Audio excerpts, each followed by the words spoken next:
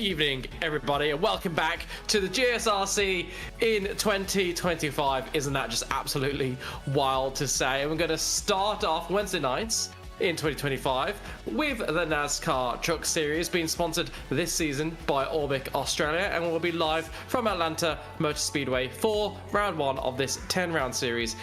Just like last season, it will be 8 ovals and 2 road courses, and I can already see some of the main names from last season are in the server getting their qualifying laps all done and dusted, so we can decide the grid for a main race. And these are the conditions for that race. It's going to be partly cloudy with 6 km/h winds, so that will not be a factor. The long story short, it's absolutely beautiful conditions to go NASCAR truck racing, as I am sure you'll agree, Daniel.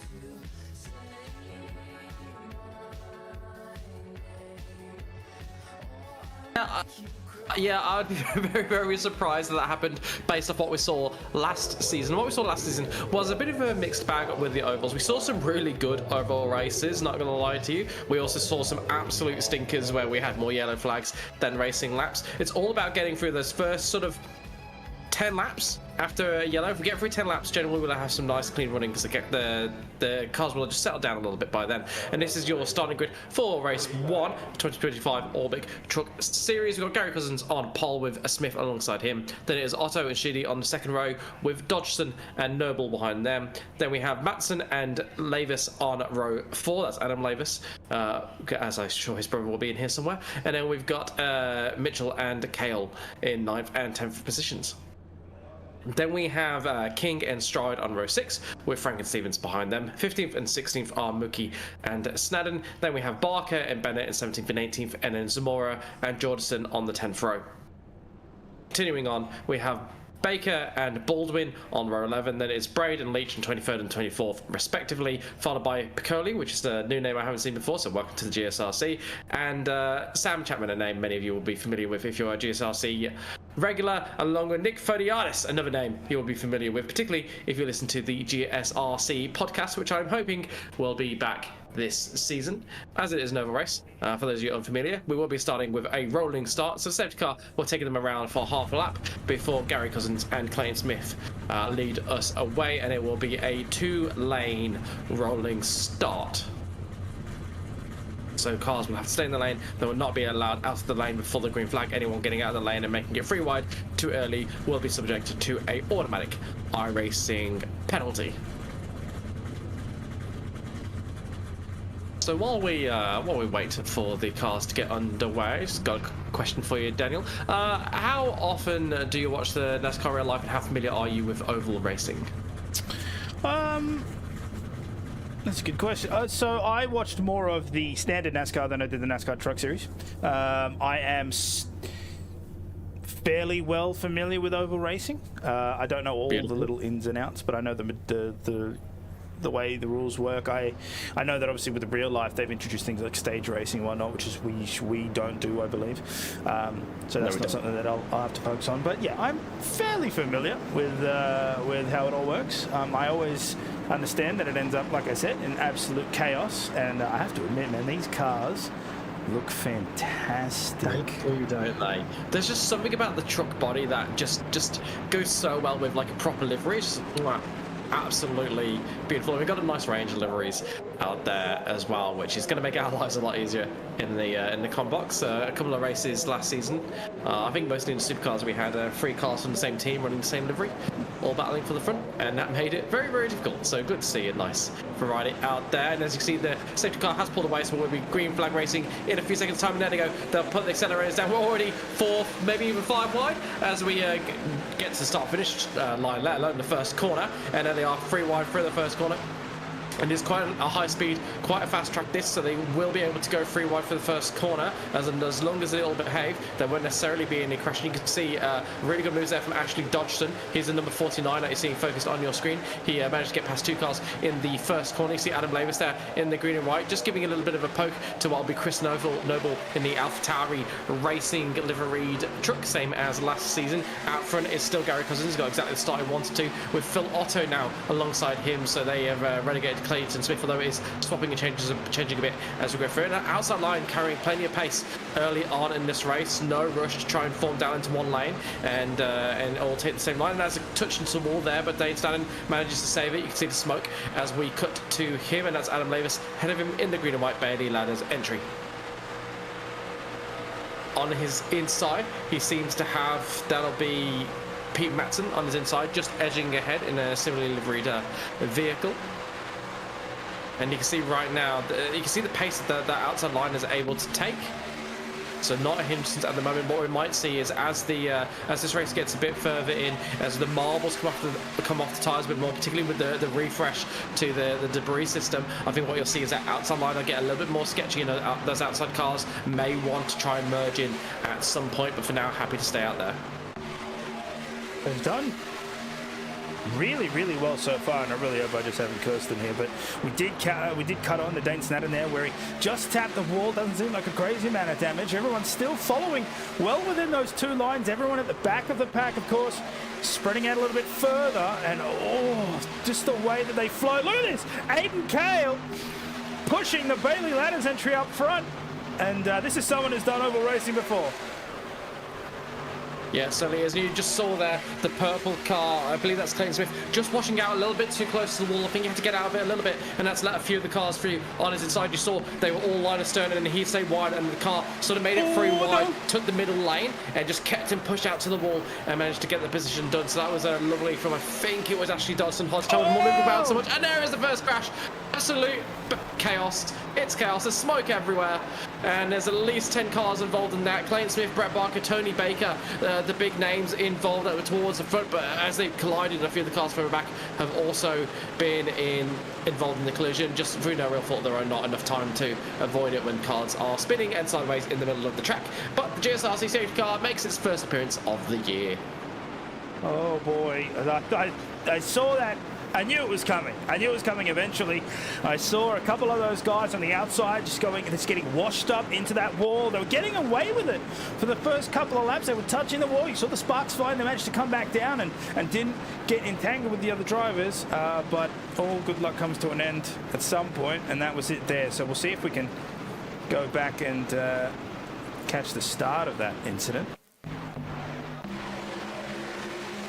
So Sam Chapman, looks like Dane Stanton there on the outside. Oh, okay, yeah, so it was Clayton Smith out in front. So Clayton Smith and Dane Stanton came into the wall, and then as they bounced back, it looks like someone went into the side of Clayton Smith, and that's what caused it all. So let's see if we can just jump on board with him. Now it's the 221. Yep, there we go, 221. That is the car of Seth Stevens.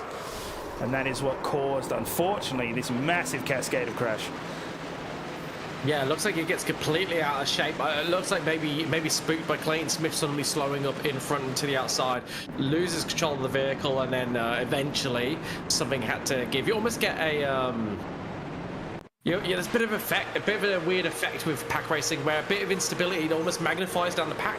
Like there's that there, Steve Smith gets inside of him, and then no chaos. But it's a small mistake, right? It's a small single mistake, but because they're all so close, there's just no way to avoid it. It was a similar sized mistake in rotor racing, and we're not talking about it effectively. It goes a little bit deep, goes over the ground, comes back on.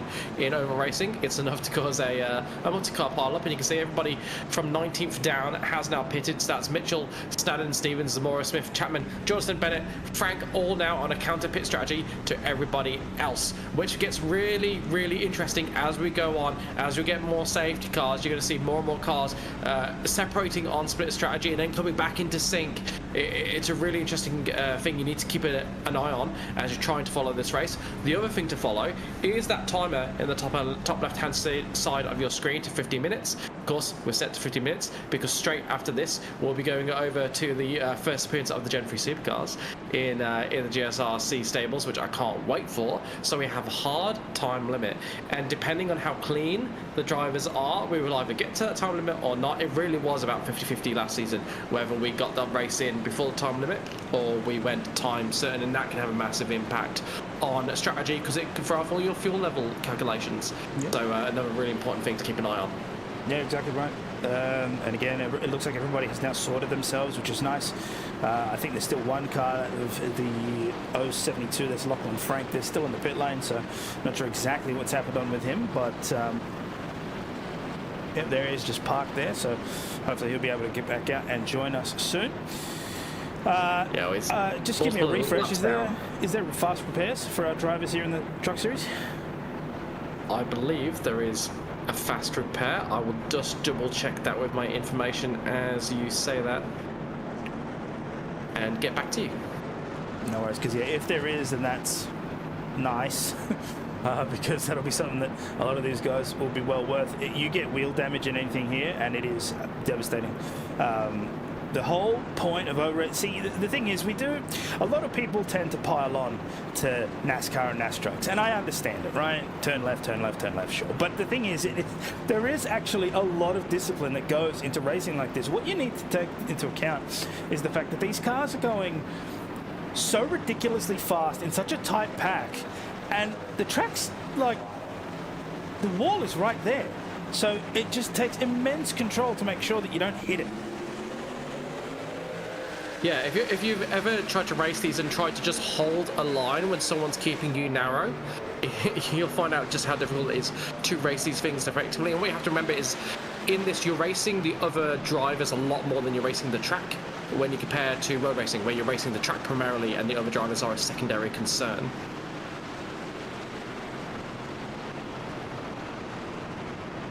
Wait a minute here, what, did we not go green?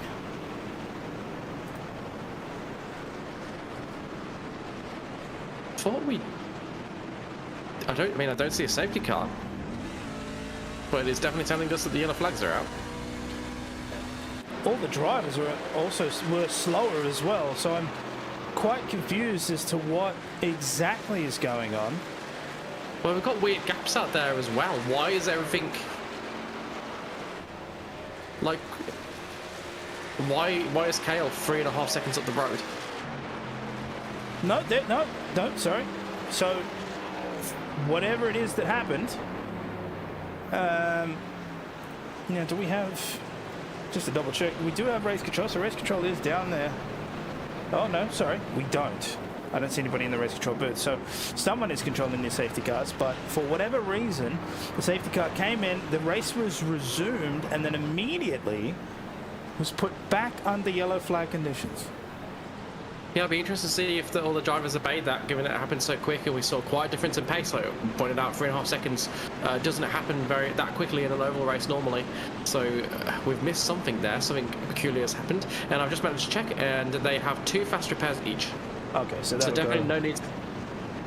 Yeah, that'll go. Yes, no need to panic if the driver you're supporting gets involved in an incident early on, particularly if it's not their fault. Then we'll be able to repair and get back out. And because there almost certainly will be multiple incidents before the end of the race, drivers have come from the very back and finished on the podium in this series. It is not out of the question. It is all about keeping your nose clean, practicing accident avoidance skills to the max, and then you can make your way forward even if you don't have great pace.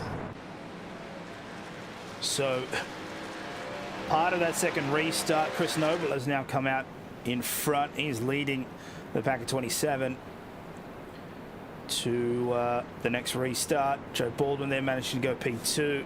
I'll actually change the information here that we're seeing just so we can get a better understanding of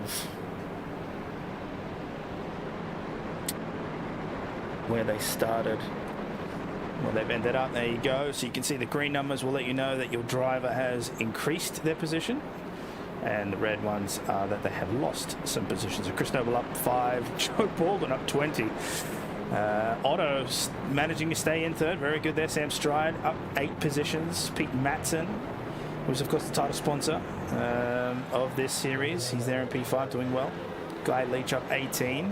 The biggest loser thus far looks to be Clayton Smith. Oh, of course that makes sense. Clayton Smith, yeah, down 17 positions from that early incident.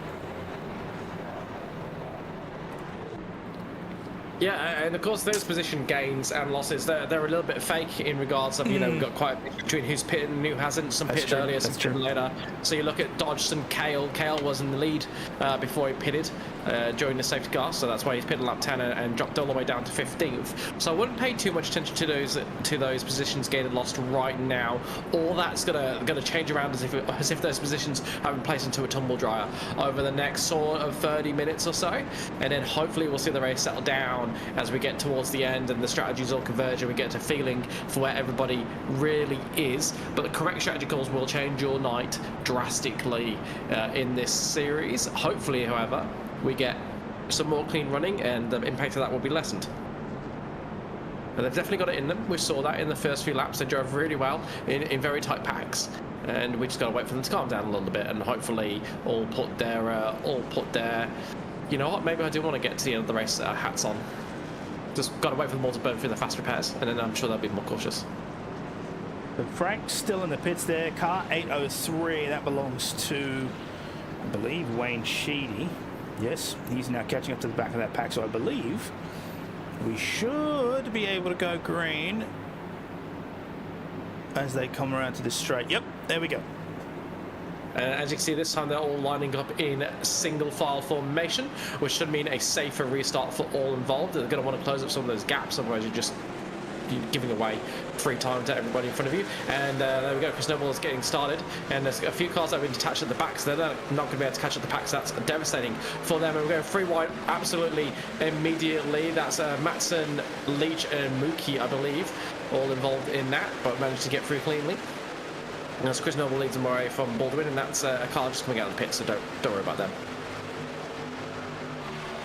So move there between Stevens and Snadden. Stevens getting past Snadden, so Stevens on the inside and leaves Snadden on the outside. That's car into the wall. That's Liam Braid losing positions, just getting the entry to that position, to that corner wrong. And I think what you're seeing there is perhaps the track conditions having changed a little bit, and the outside line not being quite as comfortable as it was earlier in the race.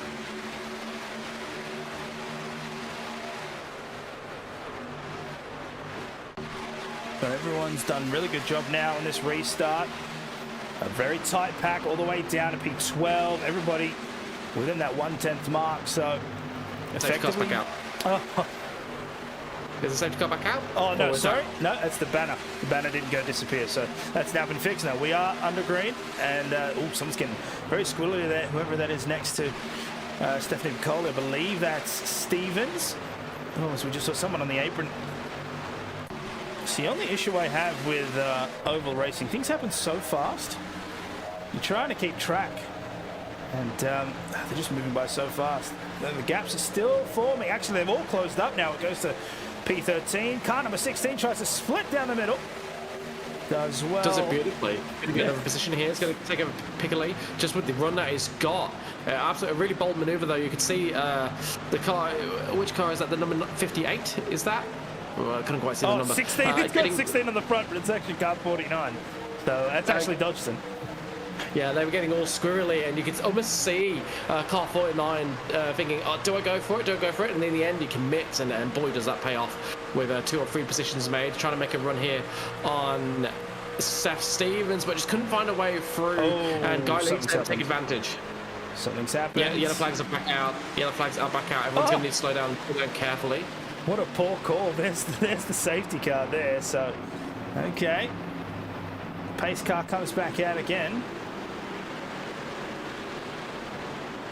Haven't seen. And he just drives straight through. Drive straight through everybody. There we go. It reminds me of the. Have you seen the racing cat? Yes, yes. Yes, it looked like that, just speeding through the cars. It's Pablo. It's Pablo the race cat. Yes, Pablo the race cat. Well, that's fantastic. Anyway, Chris Noble continues to lead the cars. Be interested to see if these top 5 drivers take the opportunity to pit this time by. Safety car still behind him. He's going to get a move on. So here he comes. There goes the safety car. Takes the lead of the race. Well done. He's gonna finish just. I don't know if that car's regulation, though. Yeah, he might finish more laps than half the grid at this rate. I'm just confused as to why it was called out. I don't have any incident reports on my log, so... What? It can be quite sensitive, but I'm surprised there isn't something on your logs. So I've just had something with Chris Bennett now. Oh, sorry, Colin Bennett. That's car 342 down at the end. But I have a feeling that just has to do with... Well, let's see. But this was under conditions. He's Colin Bennett on the outside. I mean, that's already on the safety car. Yeah, exactly. So that wouldn't have been the cause. And he... Whoa. Oh, okay, he's wanted to come in. I understand that. Is that car looking a bit damaged to you? Oh, well, he's actually... Wait, is he parked up and towed? He has. Oh, I reckon that car's damaged, so I reckon it's something that he's done a bit earlier on. I think the front left suspension was a little low. Maybe wrong. It looked a bit twitchy. Yeah. Well, so I wonder if he's picked damage somewhere. Yeah. In any case, all right. We wait now. We see when the pace car will come in. But yeah, I'm at a bit of a loss on that one. Not sure why it was called that. In any case, it gives the driver some respite. They bunch back up again. And, well, we just passed the restart zone, so that means I'll go for at least one more go around before we can get underway. Just looking at who hasn't pit here. So that's Braid, Piccoli, Leach, and then the top six. That's Matson, Otto, Mookie, Stride, Baldwin, and Noble leading the race.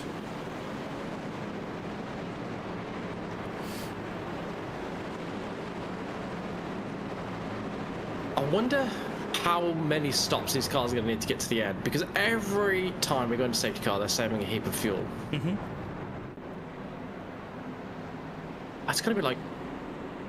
and we saw this actually, so there was a really interesting race last season which you wouldn't have been there for, and there was a real split between the leaders. Some pitted and some didn't, and then those that didn't, they won in the end. And it seemed bizarre because there were only like a few laps left, and they said that, yeah, we didn't have enough fuel to get to the end. We took the gamble that within like the last, couldn't have been more than 10 laps, there would be another safety car. We knew if there was another safety car, we'd probably just about squeak through.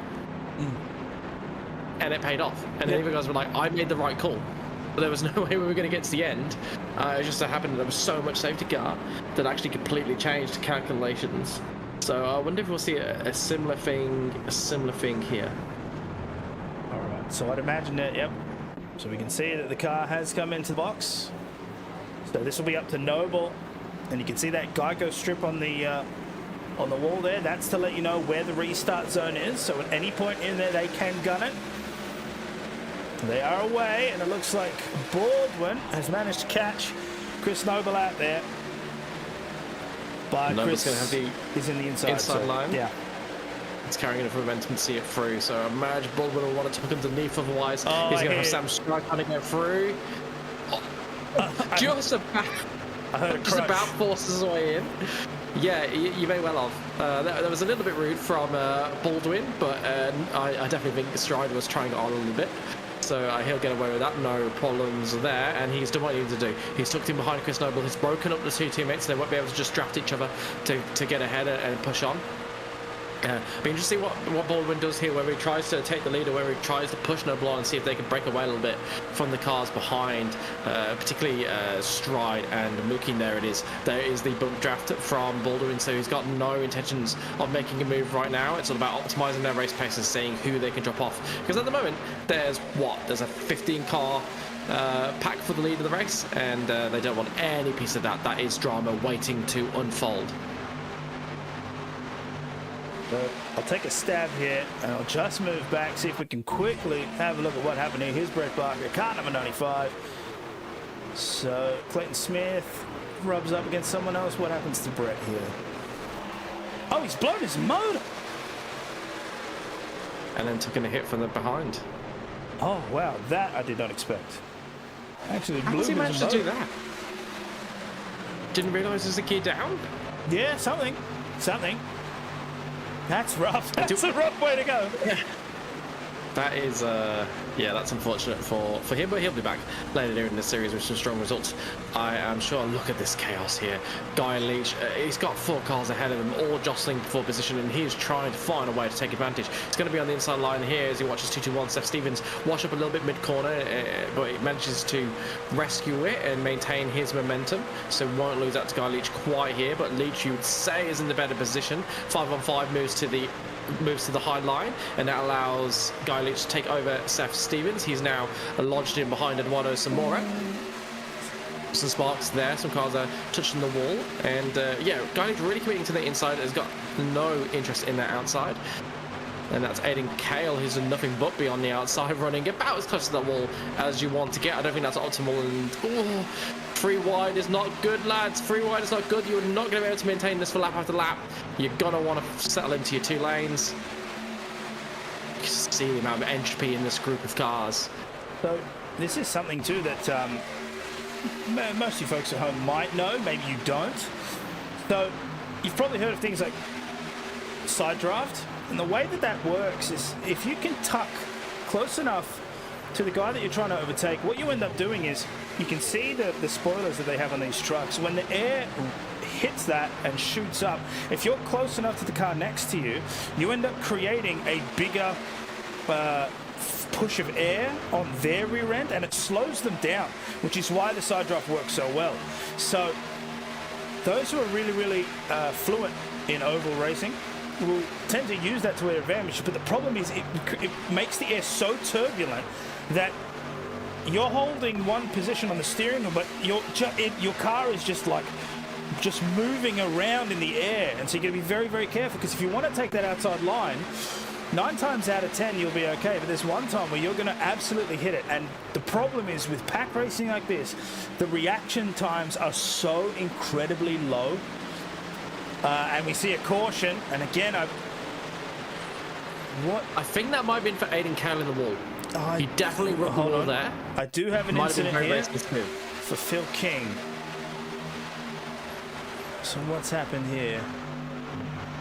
So he had an oh, there we go. Oh, that's a much bigger incident. It's definitely that one. Oh, and they've unfortunately hit Stephanie there as well. So that is the reason why we are currently under caution. Yeah. Typical crash. Everybody's back underway again. Cars are all recovered, but we'll have a few laps in the safety car before we get going, and we can take stock. Now I wonder if some of those cars at the front will pit, and look at the position that Cale and Dodgson are in. They've broken free of everybody else who pitted on lap 10. They are easily the lead runners that have pitted, so they've got themselves into a really nice position here as we're just ticking over to, by the time we get racing again, it'll probably be halfway through the race time-wise, and we will not quite be halfway through lap-wise. They definitely could still make the laps, but they're going to need a lot more clean lap running in the second half of this race. I don't want to get all 65. I don't know when this occurred, but Sam Chapman has snuck into our booth here. Sam, how are you going? Been a tough night, Daniel. I purchased the track about 15-20 minutes before the race started, and the pace wasn't amazing. It's a fun track, but the bigger issue was I didn't know how the pit entry worked, so kept stacking up incident after incident going into pit lane. I couldn't work out why until I got disqualified. So, is it incidents from speeding, or is it incidents from cutting the... So incidents from unsafe pit entry, because I didn't do the entry correctly. No, I understand. There was an incident of speeding because at one point it went yellow just as I was going into pit lane, and I stressed out and sped into pit lane. I think at one point I had 5 separate penalties to clear. I couldn't get through. So, that's rough. It's good. It's good out there. It's a good track, and the guys are doing well. But yeah, you get caught up in things, and yeah, if you don't know your basics, you're going to get yourself in trouble.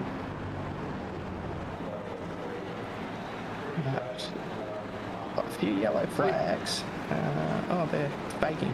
All right. So cheeky question here: why didn't you buy the track until a few minutes before? I was at work.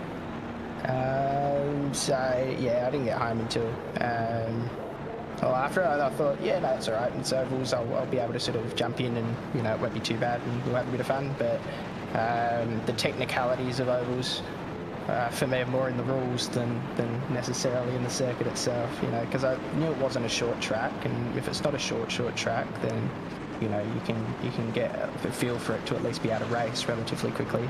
But yeah, it's more the technicalities that ended up getting me. I didn't realise I didn't have it either until I got home. Yeah, that's fair enough. And how much are you looking forward to this series? I know last season when we were in the box, you kept telling me off air how much you wanted to be racing this one. So what's the goal for the season? My aim's not to get disqualified next race. It turns out it's a high bar limb, so that'll be the goal. No, like I want to be competitive in this series. I think we've got a shot to be. I'll probably be a bit less competitive in the road courses, just knowing, you know, how I handle these sort of cars on road courses. But on oval, I should be relatively competitive when I'm not, getting all the rules wrong. But yeah, I guess we'll see what happens. I probably won't run the Supercar series later on, so I think we're going green now though as well. So you better concentrate on these guys, and I'll leave you to it, boys. All right, I'll enjoy the rest of your night. Ciao. All right, we are indeed back to green flag running, and it's Chris Noble and Joe Baldwin that get the 2 lanes underway. 2 lanes becoming 3 lanes, a bit further back in the pack, around about where Phil King, Braid, and Lavis are, and they've all managed to get through safely so far. Hopefully, we can get to what do we think is even odds for how far we can get for the next safety car? Lap 40. You know what? I like that. Lap 40, yeah. Yeah, we'll take those odds. Let's see how we go. All right. That's what's happening for what we're offering for evens. If you agree or disagree, let us know in the comments. Watching Gary Cousins, he's tucked up behind Julian Mook. I believe that was so close. Oh my god, that was close. Oh my god. Oh, down the inside. Okay, 5:15. That's Kale. Oh god, that guy's going to beat in his bonnet, doesn't he? Man, that guy just doesn't stop. He took out GT4. On Monday, and look at him. He's just tucked in. Oh, he's done this before 100%. So he's almost in that wall. Oh, that's so bold. That's brave. But he's made it work, man. He's made it work. I did not think they were getting through that. That is insane. Oh, it's not working. Oh, Sned and Sin Kale do it for whatever you do, I can do better. And then they just close the door on him and squeeze up. It's like, oh, maybe I can't do this, but they've all got through. Oh, these drivers are begging to crash, aren't they? They are begging to crash. They've all got through so far. I think 40 was Kale almost in the wall. Can't believe he's hanging around on the 3rd line. He's doing so, I have to admit, he's doing so well being up so far. Because usually what ends up happening is, you see a slow car there, I believe. That might be... Well, he's on much fresher tyres. He's on much fresher tyres. He pitted on lap 28, and the cars around him, some pitted on lap 10, others haven't pitted. So this is what you're seeing is the tyre advantage. Cal has played the strategy absolutely correct here, and he is going to cycle to the front despite being banished to the outside line, because absolutely no one wants a bar of letting him get back into line. Yeah, so now he's probably going to get blocked here. You can see, no, Matson moves on the inside, so... Aiden Kale, wow, he's actually rocking him all the way around. Now he's only got 2 cars to battle. And we can see now, here's where this is not going to work in his favour. Because if Baldwin and Noble work together, right, they'll be able to push, well, Noble will be able to push Baldwin forward. And as you can see now, he's dropped back. So this is where the counterplay works. Matton's doing a great job to hold him there, so Aiden's probably just going to fall in line and stick with the draft. But that initial run, absolutely hats off. Oh, no! They've come together! They certainly have. It's the big one! That's everybody. The big one! Yeah. Oh, my lord. Supersized. Oh, parts flying everywhere. Yeah, obligatory. They're in the fence. They're all in the fence. Yeah, that was an American-sized crash. That was an American-sized crash.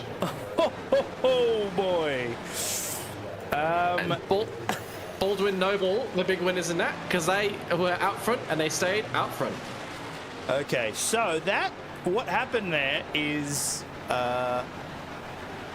well, we applauded the ability for these guys to race really, really close, but unfortunately, So what happened here? I need to go back. This is from Aiden's perspective. So let's see if we can. Let's just try and get a slow-mo here. So Aiden comes in, and so Baldwin's coming. Matson's coming down. Kale's slightly going up because of that. They both go into car 42. That's car 42. Sam Stride. Thank you, Sam Stride. And oh my lord. Gets better every time we see it. It's like, look, the only thing I have here is that it's virtual. So I know nobody's been hurt, or at least I hope not. Some of our drivers do have quite high Newton meter wheels, so hopefully they weren't holding on while that all happened. But it's just such an immense crash. So here, this is it from Scott Jordanson's perspective. And yeah, look, there's nowhere to go. Oh, Adam Lavis got put on his roof. Look, he's being carried. That's actually crazy. Hold on, I want to see if I can get it from. And just while they're doing that, pretty much everybody that hasn't pitted is now pitting. I think a lot of the drivers would have seen the effect of the clean new tyres had on Kale, and they've decided that they want a piece of that for themselves. Jeez, so much carnage. Oh, the noise. I really hope they add more noise of the like the debris hitting the floor and all that stuff. Like if you played a set of course, the combat is only when you're in the car, you can hear the rubber bits flicking up and hitting the bottom of the floor. That kind of sound design. I really hope they add some of that into iRacing in the future, because the noise in those crashes will be insane if they do. And they've obviously got their mind on debris and increasing the realism of that. Sound design will be a big win there. Well, they did. Yeah, they have confirmed that they are doing work to the audio. So that specifically, it's the design focus is on reverb. So for those who have played a variety of sims, of course, competiciones, one of the ones that comes to mind when you drive. Let's say you're going down the main straight of Mount Panorama, because the walls are so close to you, and because you've got the grandstands and you've got pit buildings on your left, you get a more echoed sound, because obviously the sound is bouncing back faster to you, and that's something that iRacing doesn't have 100%, and they're reworking on that. So maybe as part of all of those reworks, we'll get some more sounds. You do get a couple of debris sounds from inside the car, but obviously not to the level that you would like when you run off road in Assetto Corsa, and yeah, you can just hear all the little pebbles bouncing off the bottom of your chassis. Question: Aiden Kale was involved in that crash, right? Yep. He's in fourth. Yep. Make it make sense. So all I can well. Everybody's pitted. That's what it is. Yeah, it's got to be. Yeah, 28, 28, 37. So yeah. So well, the thing what they've done is they've crashed from the front, but they've made sure to take out everybody behind them, so they've all had to pit as well. Yeah, that's it. So right. So yeah, they've come around and they've gone, well, let's just take everyone else out behind us, and then we all pit in the same lap, and then as long as I can get going before all the other people finish crashing, then I haven't really lost anything. So yeah, and there we go. It's a NASCAR equivalent of the MAD treaty. Just mutually assured destruction. Hit the nuclear option. Make sure you block that track. Okay, so here we go. Here Two we lanes hit again. 40. So obviously that bet went out. Now let's say 45. Yeah, I'll take that. I'll take that as even odds. And look at that, we're already in much more of a single file. That's probably because Kale's near the front this time, so he doesn't need to overtake quite as many cars. And they're saying that we are 3 wide back where Julian Mookie is, and he's got Phil King and Joe Baldwin on either side, I believe. And that is now 2 as Joe Baldwin falls a bit back. Just didn't have the pace in the all black car. Thank you for running such a consistent livery, Joe. Makes it very easy to spot out. As does Adam Lavis, to be fair, who's up in third, you will notice, in the green and white Bailey Ladders entry. So he's having a storming race so far, making things work for him. Aiden Kale now hits the front, as was prophesized before the previous safety car. He's finally made good on his promise, and he is in the lead of this race. But he won't be for very long if Stevens and Lavis have their way. Lavis trying that outside line. I don't think he'll have quite the look, as he does not have the freshness of tyres. Keep an eye on Seth Stevens. You just see him there having a bit of a wobble. Yeah. Oh my lord, what happened? Yeah, they're slowing down. They are slowing down. Okay, so again, not sure what the deal is there. I don't have any incidents flagging on my end, but something's happened. And we are once again under caution. So here's something to notice. You'll see on the timing tower there, we are at 35 minutes and 25 seconds out of 50 minutes. There's only what's that? 20 and a bit laps to go. So I think we will make it on laps driven. But I'd really like to know what it is that's causing these safety cars. I understand it when we have big pile-ups and cars going off, but I don't have anything. I don't understand why this particular one was called out. I mean, our racing does take a very NASCAR view on safety cars, and it throws them as soon as there's any sort of drama happening. And we do have Nick Ferdiadis with us in the booth. How you going tonight, gents? Not so bad yourself? Oh, look, I was just hanging out the back in the Bailey Ladders Ford F-150, and yeah, just someone got a bit too much right foot in it on the restart, and zipped across the track to the left and came back to the right, and I had nowhere to go.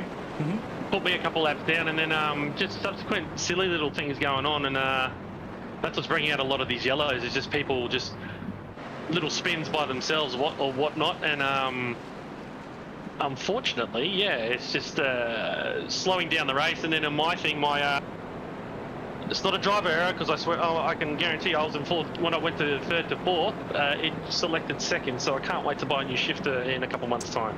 Yeah, so it's interesting that you say that, because we also saw, and unfortunately I forget, I think it was Brett Barker, who blew his engine coming around one of the turns, and I wonder if a similar thing happened to him.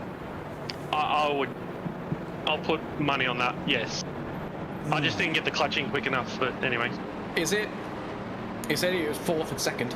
Would it by any chance happen to be the Fanatec shifter or any other metal case shifter attached to a metal frame? Bingo. Yeah. I mean, there's a couple of things you can do. Yeah, so there's a couple of options there. Yeah, I mean, you might have already done it, so don't let me know. Oh no, I haven't really done anything other than pull it apart, recheck all the pins, throw a bit of grease in there and send it away. It's good on sequential. You can, what you can do to try and make it work is if you chuck a bunch of ferrous cores on the wire where it attaches, that can reduce the interference. That's worked sort of well enough. I get the very occasional problem with mine, but it's a lot better. Apparently you can also buy some little rubber washers, and you can go, if you can go into it, take out the main board and put the washers in, put the main board back in, just give it a bit more space on the insulation. Then apparently that'll help with the. There you go. So the electronic. Wasn't brave enough to try that, but I can say the ferrous cores is a fairly quick solution that is sort of like 90% effective. Oh, there you go. I need like 4, so. All right, 21 laps at just over 10 minutes. They should get this in, surely. No, I feel like they'll get it in. It's a 29 second lap, right? 30 second lap? I have doubts. Nah, come on. Fight. Have faith. I mean, we do have less cars out there now, so surely that lowers the probability of a crash. Oh, well, yeah, I'm not out there, so. Yeah, looks like there's 6 cars out. Go the Bailey Ladders cars. So they're doing reps quite well. That's Lavis and Gary Cousins there, P4 and 5 respectively, and Baldwin's just a couple of positions back himself. So back to the start line. You got a penalty in the last one. Wow. Here we go. Here we go. Too wide again. They're trying to spoil us with these race starts. I'm waiting for no one to be single file, and off we go. And straight away they're going 3 wide, because who cares about the lane system? Just make it 3 wide as soon as you can. That's the trick that we saw from Kale earlier, and it worked for him. He's leading the race. As we see, Adam Lavis, he's trying to make it work around the outside. Not sure he's going to get it. Go there, he's going to tuck him behind. Ashley Dodgson will probably try and get a bit of a run and then pull back out, but Dodgson's making the move on Stevens in the high line, and he's going to get a bit of a push from Adam Lavis. If Lavis is smart here, just try and make it 2 legitimate lanes, but Lavis just washes up a little bit there. It's not close enough to make that work, and if anything, he's going to be under pressure from his stablemate Gary Cousins. You'll notice the track's progressive banking, so the lower down on the track there's less banking, and as you get up higher there's more angle to it, and Adam's been making that top lane work most of the night.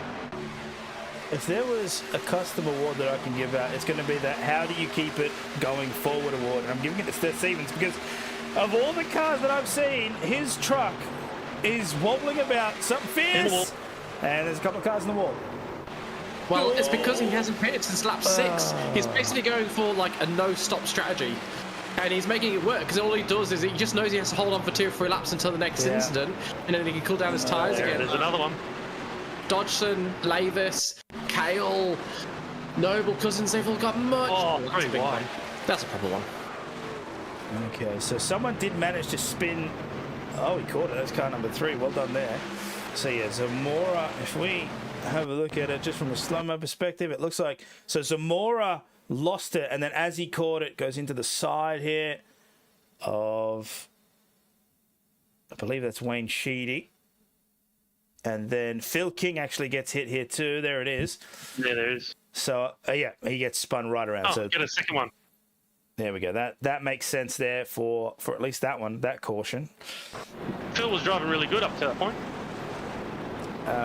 However, I think I have solved my own query from earlier, because Phil King's incident didn't have a entry either.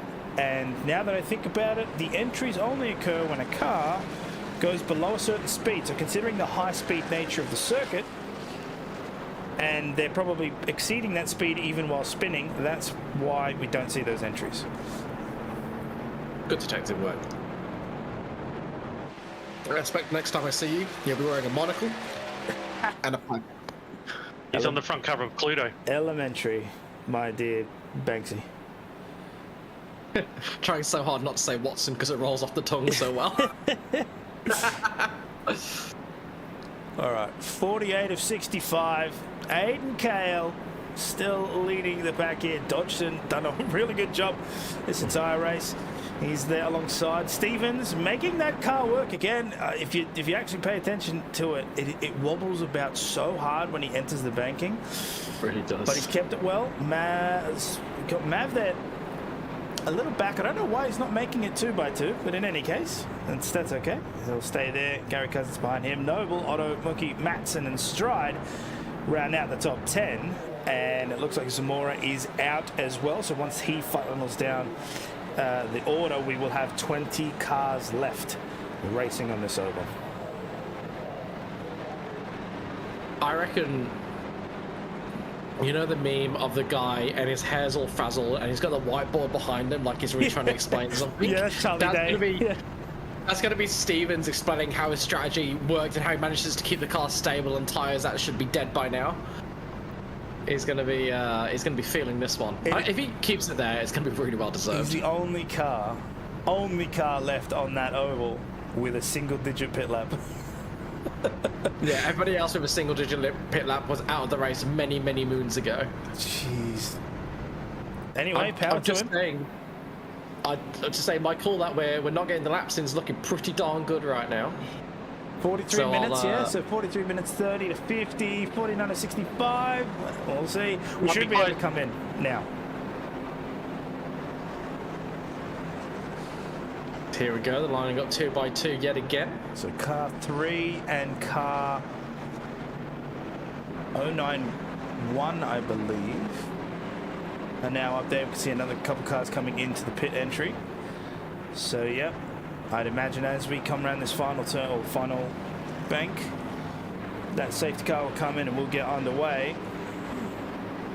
Been starting getting some support there. He's currently down in 15th, so he's got a lot of work to do, and he's a lap down, so he's got a lot of work to do if he wants to get into the podium or into a decent top 10 finish from here. Gonna have to make a lap on everyone. So restart zone. Here we go. No time wasted. No time wasted. Aiden absolutely punches the throttle. And there we go, a nice clean restart for the umpteenth time. Feel visibly smaller by now as he crosses the start-finish line. As we see Ashley Dodgson this time, the one committing to the outside line earlier on. He's got Adam Lavis behind him, as you said, Nick. He's been making that work all race. Kale down. Oh, actually, Aiden Kale's pitting. What's happening here? So that's Aiden Kale out of the running. He must have got a penalty. Might have jumped the start.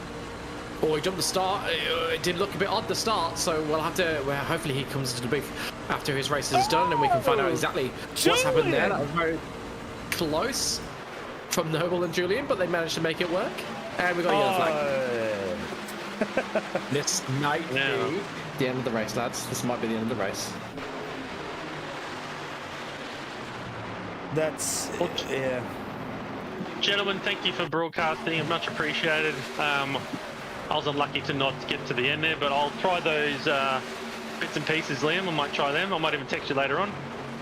Yeah, go for it. And hopefully I can get some less interference on my shift so I'm not picking the wrong gear.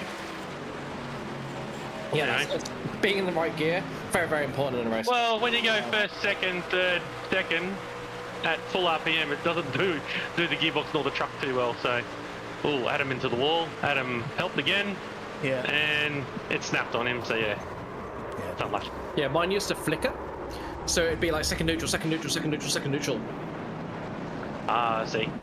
Which was not good, not fun. Might even insulate the mounting to the rig as well, so we'll see how we go. That's not a bad idea. I think that'll help a lot.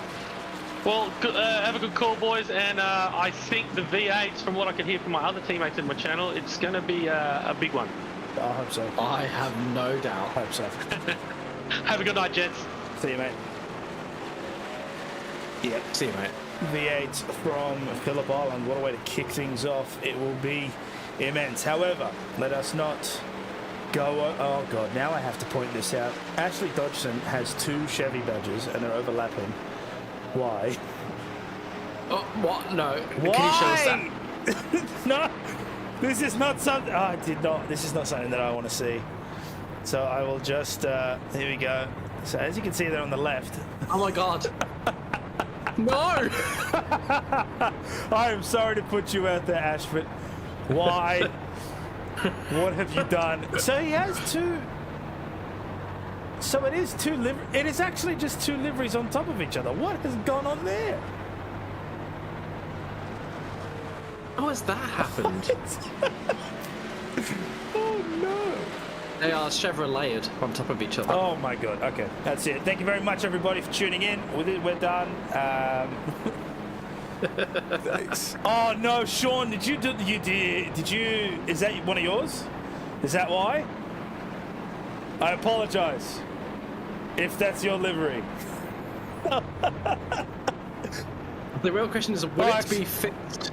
Will it be fixed for next round? Because if I was them, I would make it like an increasing amount overlapped on each other each race. Do you know what I hate about that? That's a bit of a meme. I agree. It would tick me off to the nth degree, but I agree. It would be amazing. You just increase by like 2 pixel dents, so you just copy the whole livery and just move it up 2 pixels, and every race you just add another one, and then by the end of it, it's just a really wicked, like, wow, how fast is he traveling on camera? It doesn't look like we're gonna get any more running, are we? If we do, it's gonna be a 1-lap mad dash to the finish. We've hit 48 minutes and 30 seconds, so 1.5 minutes left in this race, and safety car is still out. If he pulls in this lap, we'll get a couple of laps. If he pulls in next lap, we might only get 1 or 1. Oh no, we'll get a couple, won't we? They're short laps. 30 seconds a lap. So unfortunately for Aiden Cow with that pit, he ends up in P11. Now look, off a really decent restart, this could work. This could work. I don't know. We'll see. But for now, it is the wobbly banana of Seth Stevens, who again, lap 6. Lap 6. We're lap 54. He pitted at lap 6. So his fuel tank is full of hopes and dreams. The steering rack is duct taped together at this point, but he is leading the damn race. He's doing a fantastic job. And he might not be under any threat before the end of this one, unless that safety car pulls in very, very quick, smart indeed. There it is. We're going to get a one lap mad dash to the end of this one. Is Stevens, Dodgson, Cousins, and Noble, you would think, are the only cars in potential contention for the victory, and they are green flag running once again. Can somebody pull off something magnificent? Look at Baldwin. Baldwin going all the way to the outside, making maneuvers immediately. He's going to get himself up to third if he is lucky. He's just got Chris Noble down underneath him. Mookie's on the inside line. A really good run there from Cousins in third, but he's not going to be able to make it work. Dodgson's still in the lead of this one with Stevens. So it's Dodgson on the outside, Stevens on the inside, and there is Chris Noble. He's just dived through the middle of the minute. He's taking the lead of the race. Lead of the race, we're only one corner left. There's a big crash. There's a huge crash in the background there. You don't need to watch that anymore. This is the lead of the race. It is Noble from Otto. Otto's going to get all the way up into second place. Is he? They crossed the line. And it's going to be Noble, then Otto, then Stevens on the podium. And that's a great job there from Noble, managing to keep it together. So here is the incident that happened. It was Aiden Kale trying to push his way really. Oh, and Baldwin is the one that got... Oh, both. Baldwin and Cousins into the wall. Cousins on his side. Oh, he got righted up, actually. That's kind of nice. For a passing car. Crazy incident there. We'll have a look at it again. Here we go, on the roof. So Baldwin gets tapped from the back. Oh, and then Kale gets tapped from the back. They all come together. Look at this. Boom. That's crazy. Oh, crazy. Yeah, I think Baldwin will feel pretty aggrieved with that one. I don't know. It's hard to say if anybody did anything particularly wrong there, but I think Baldwin very much an innocent party in that. And the other two look like they were involved in a bit of bump drafting. When you do bump drafting, particularly in the corner, there's always a risk that something goes wrong with it. Baldwin, yeah, I don't think he could do that, and he's really lost out, finishing down in 13th. So these are your official results from the race, pending any investigations post-race due to any body lodging a protest. So this is Chris Noble with a victory, Phil Otto in second, and Seth Stevens in third. And then it is Dodgson, Mookie, Matson, Stride, King, Lavis, and Cousins in the top 10. Kale finishes in 11th after running strongly for most of the race. Standing in 12th, Baldwin in 13th, again after running strongly for most of the race. Then it's Braid, Sheedy, Piccoli, Baker, Mitchell, Jordison, and Samora. And at that point, we're well deep into retirements. Looks like only 10 cars finishing on the lead lap. So not the cleanest of races. A lot of relatively small incidents leading to an abundance of cautions, and of course your yellow flags breed yellow flags. It's just the nature of the game, whether you're oval racing or circuit racing. But we got some entertainment out of that, didn't we? Yep, we got there in the end. And again, Chris Noble managing to hang on there. It's a very good recovery. We saw him fall back quite a bit during that middle stint there. We thought Aiden might have the performance to get up the front, but then came in. So obviously there was a pit strategy that went wrong there. And then, of course, him being involved in that final incident of the race. So unfortunate, but that is how it goes sometimes. I am very impressed, though, at how long they managed to run at the start of the race with no incident. Yeah, it looked like we were going to be treated to an absolute classic at the start, but then it just evolved after that first incident. I do think we got unlucky. The safety car, being the automatic safety car, is quite trigger happy. I think there were a few where, had it been real world safety cars, had there been an actual driver in the car, we probably would have let it stay green flag running.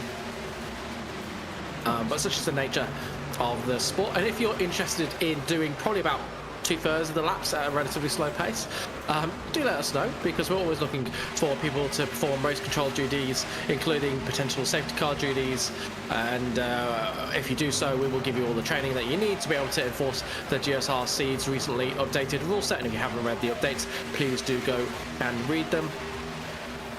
So if you are interested in getting involved, please do get involved with any of the club admins, or just genuinely put your interest out there to the world on our Discord, and somebody will pick you up and get you involved. The only reason we're able to put on these races with things like the broadcast, with things like race control, is for volunteers. No volunteers means we don't get these nice things. I was about to cut Joe Baldwin. He joined us in the booth, but it seems that he's exited just as fast as he joined. So I'm not sure if he's going to jump back in at all. But in any case, we'll wait to see if any drivers decide to come and join us. Otherwise, we'll just talk shop until the V8s get kicking. Yeah, we'll give it a few more minutes. The V8s start in about 22 minutes time, so we'll start the broadcast for the V8s in about 15 to 20 minutes time. So if we don't get any drivers in the next 5 minutes, we'll just cut to a short break, refuel ourselves. I've got my dinner on the table ready to be eaten, and then we'll come back to you for the Trophi.AI V8 Supercars Championship first season in 2025. I'm sure it is one of the championships that will survive the entirety of the year. I'd be very surprised if the Supercars get dropped, if we get anything like the numbers we're expecting tonight with the new Gen 3s, because those cars are absolutely fabulous to race. And I don't even like tin tops that much. I'm not a tin top driver. I felt the new Supercars were a lot of fun, so I expect we're going to get insane numbers tonight. I think what lends popularity to them and why people enjoy them so much is, okay, we'll start from the, so just from a looks perspective, they are, and again, nostalgia withstanding, they are the coolest looking supercars we've had in a very, very long time. Oh, easily. Because they look racy. And yes, okay, fine. They're very slammed to the ground, right? They're very narrow and technically American, but whatever. They look amazing. They just do.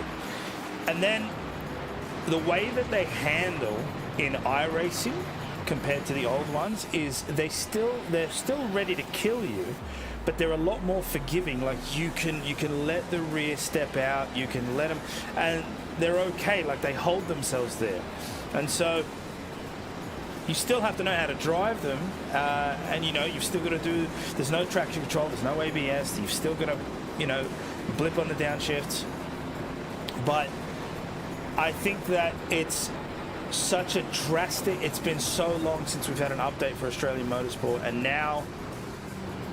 Oh, that's a good point. Yeah. So the Logitech V8 Series qualifiers are also on tonight. Okay. So again, a lot of people might be off doing that as well. So we'll see. We'll see when we cut over to the server how many people join. But in any case, for however many people join, it's Phillip Island. I'm sure it's going to be an absolute cracker of a race.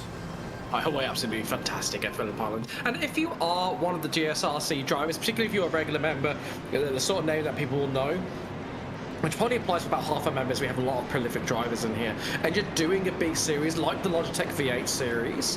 Do feel free to let us know how you're going, because it is something where we can talk about and people will be interested in to some degree. It's always nice to see the big GSRC names sort of branching out and making a name for themselves outside of the GSRC family. So if you are in particularly one of those big series, then do feel free to just sort of pop your results in, even if it's just a DM to myself, Daniel, or the other broadcasters, or whether it's in one of the Discords, for the sort of the respective series of the GSRC.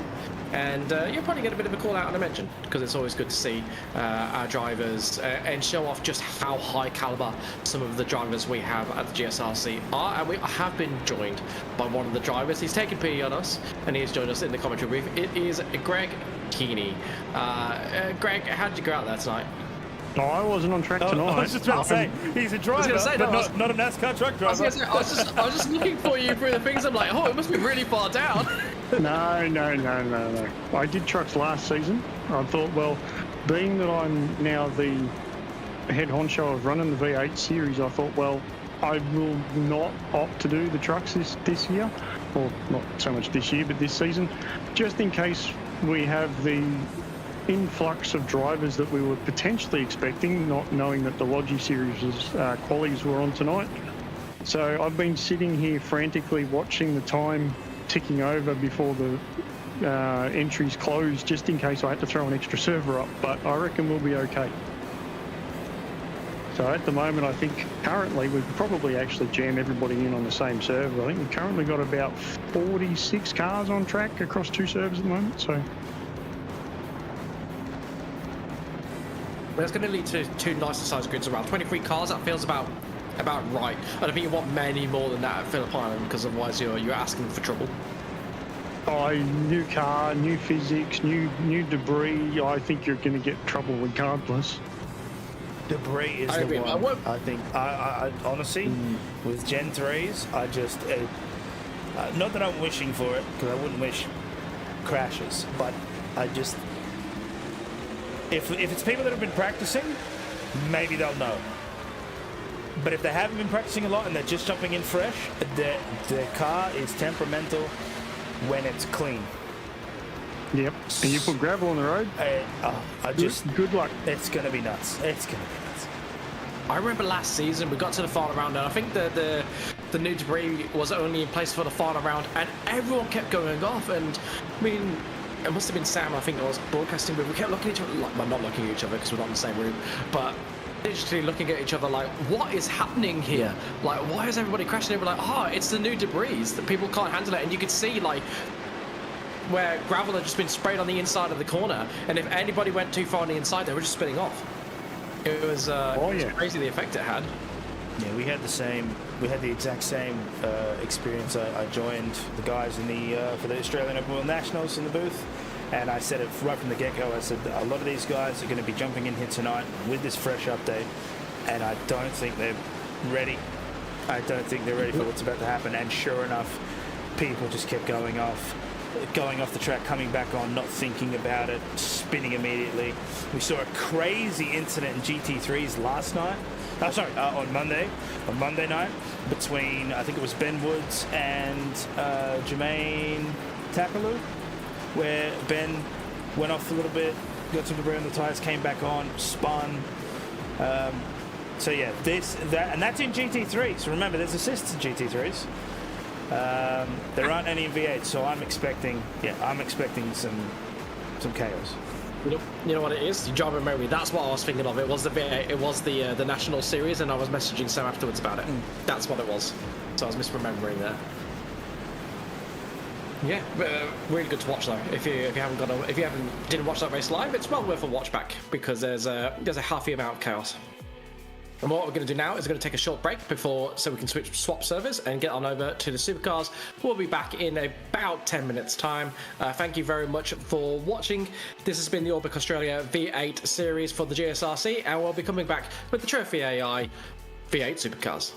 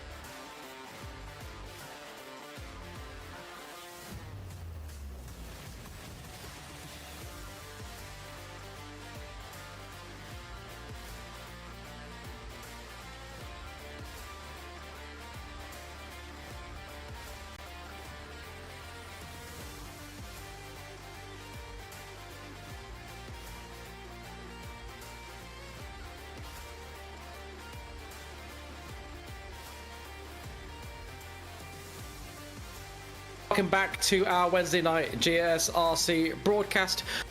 You're joining us now for the Trophi.AI V8 Supercars Championship live from Phillip Island. There are two splits racing tonight where we'll be showing you the elite split, where the very fastest of the drivers at the GSRC will be taking part, and to kick off a new age, a new dawn with a new generation of supercars on iRacing, we'll be going to that iconic Australian track, Phillip Island. Ironically, a track where the supercars don't race in real life, despite there not being that many tracks in Australia to choose from in reality. They don't race at Phillip Island, but that's why we like to do it fairly regularly in the sim, because it is an astounding challenge, and we've got a spectacular grid for you to kick off the brand new generation.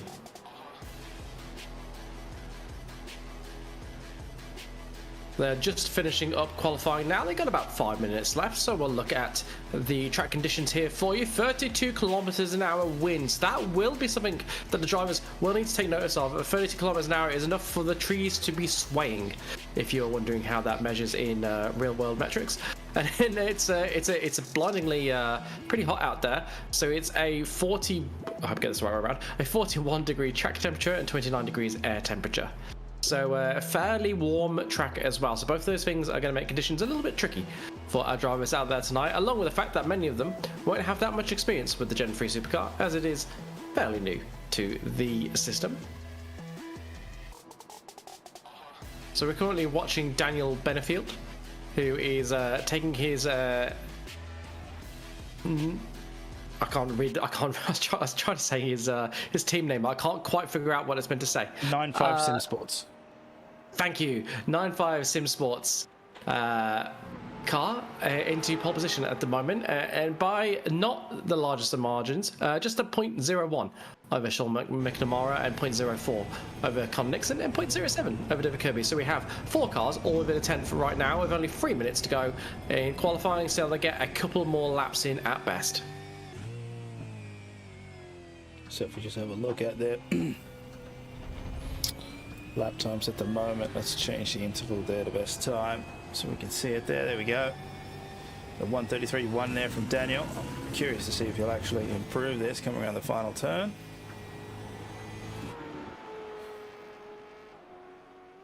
Aren't they beautiful? Oh, they sound so good and they look so good. I am all for it. Crosses the line. No, that was incredibly slow. So maybe that was his outlap. But in any case, 1:33.123 from Daniel Benefield to set provisional pole right now. 2 minutes almost to go. Sean McNamara there with a 1:33.15. Connor Nixon 1:33.171. So very, very close across the field, to be honest. Slowest car right now, Joe Baldwin, 1:35.8. I'm sure he can improve a little bit there on the next couple of laps. And it's a nice sunny day. As you said, the wind has picked up, so they might have to worry about that in some of the corners. I'm sure they'll adapt to it very quickly, but they might find their braking points and their stability they feel through the corner aren't quite what they would have had perhaps in a practice server. So things might just be a little bit different. Might be enough to throw some drivers out at the start, but given we're 28.5 minutes into qualifying, I'd hope they're quite used to it by now. You can see Sean McNamara, from the behaviour of the car, is really pushing on this lap. This is his go moment. It'll be this lap or it won't be at all. Never get over that noise. It's just beautiful, isn't it? It sounds so good. So there goes David Kirby there. He stays in 4th for now. So it's Benfield, McNamara, Nixon, Kirby, the top 4. And they will be the top 2 rows of the grid at the moment. So Benefield's just come in. So it looks like he won't be trying any harder. So 1:33.123 will be his best. So I wonder if his teammate maybe he'll have a better run here. We're looking down at the bottom there. So it's green, so he's improved. And he goes top. 33.087. Okay, so he does pip his teammate. So Sean goes up to the top spot. and does it by 400ths of a second. That is less than the blink of an eye.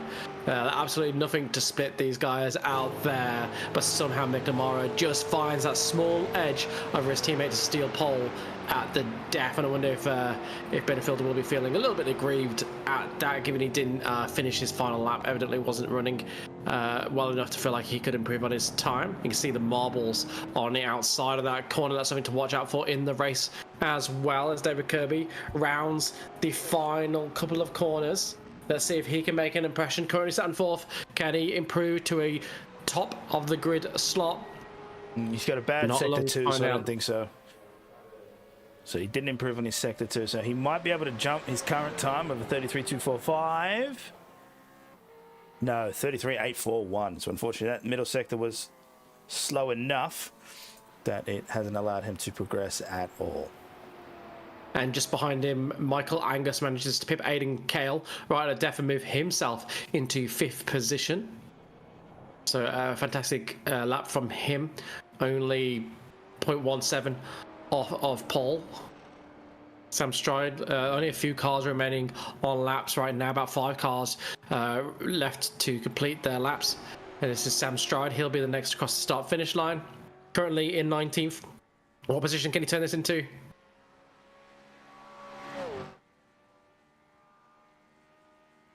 And he stays 19th. Couldn't improve. So again, first sector, a poor first sector has cost him an improved lap time.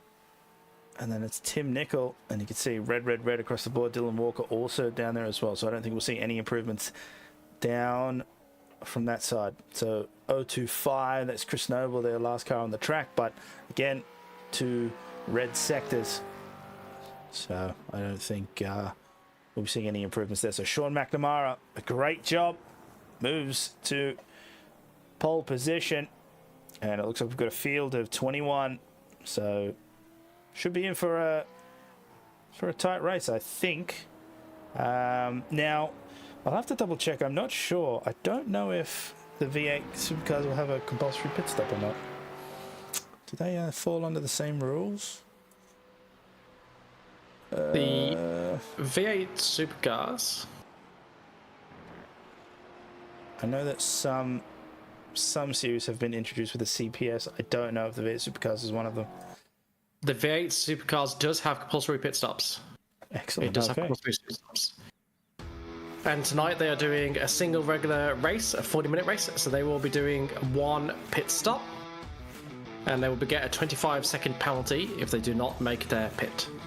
So it's Sean McNamara and Daniel Benefield making it a 9-5 Sim Sport front row lockout. Fantastic for them. Colin Nixon, second in the championship last year. He lines up in 3rd with David Kirby for Fishy Motorsports alongside him. Then it's Angus and Kale on the 3rd row with Buchanan and Coleman on the 4th. And then Jake Slade 3rd last year in the championship. He can only manage 9th on the grid. He's alongside Mikey Hammond.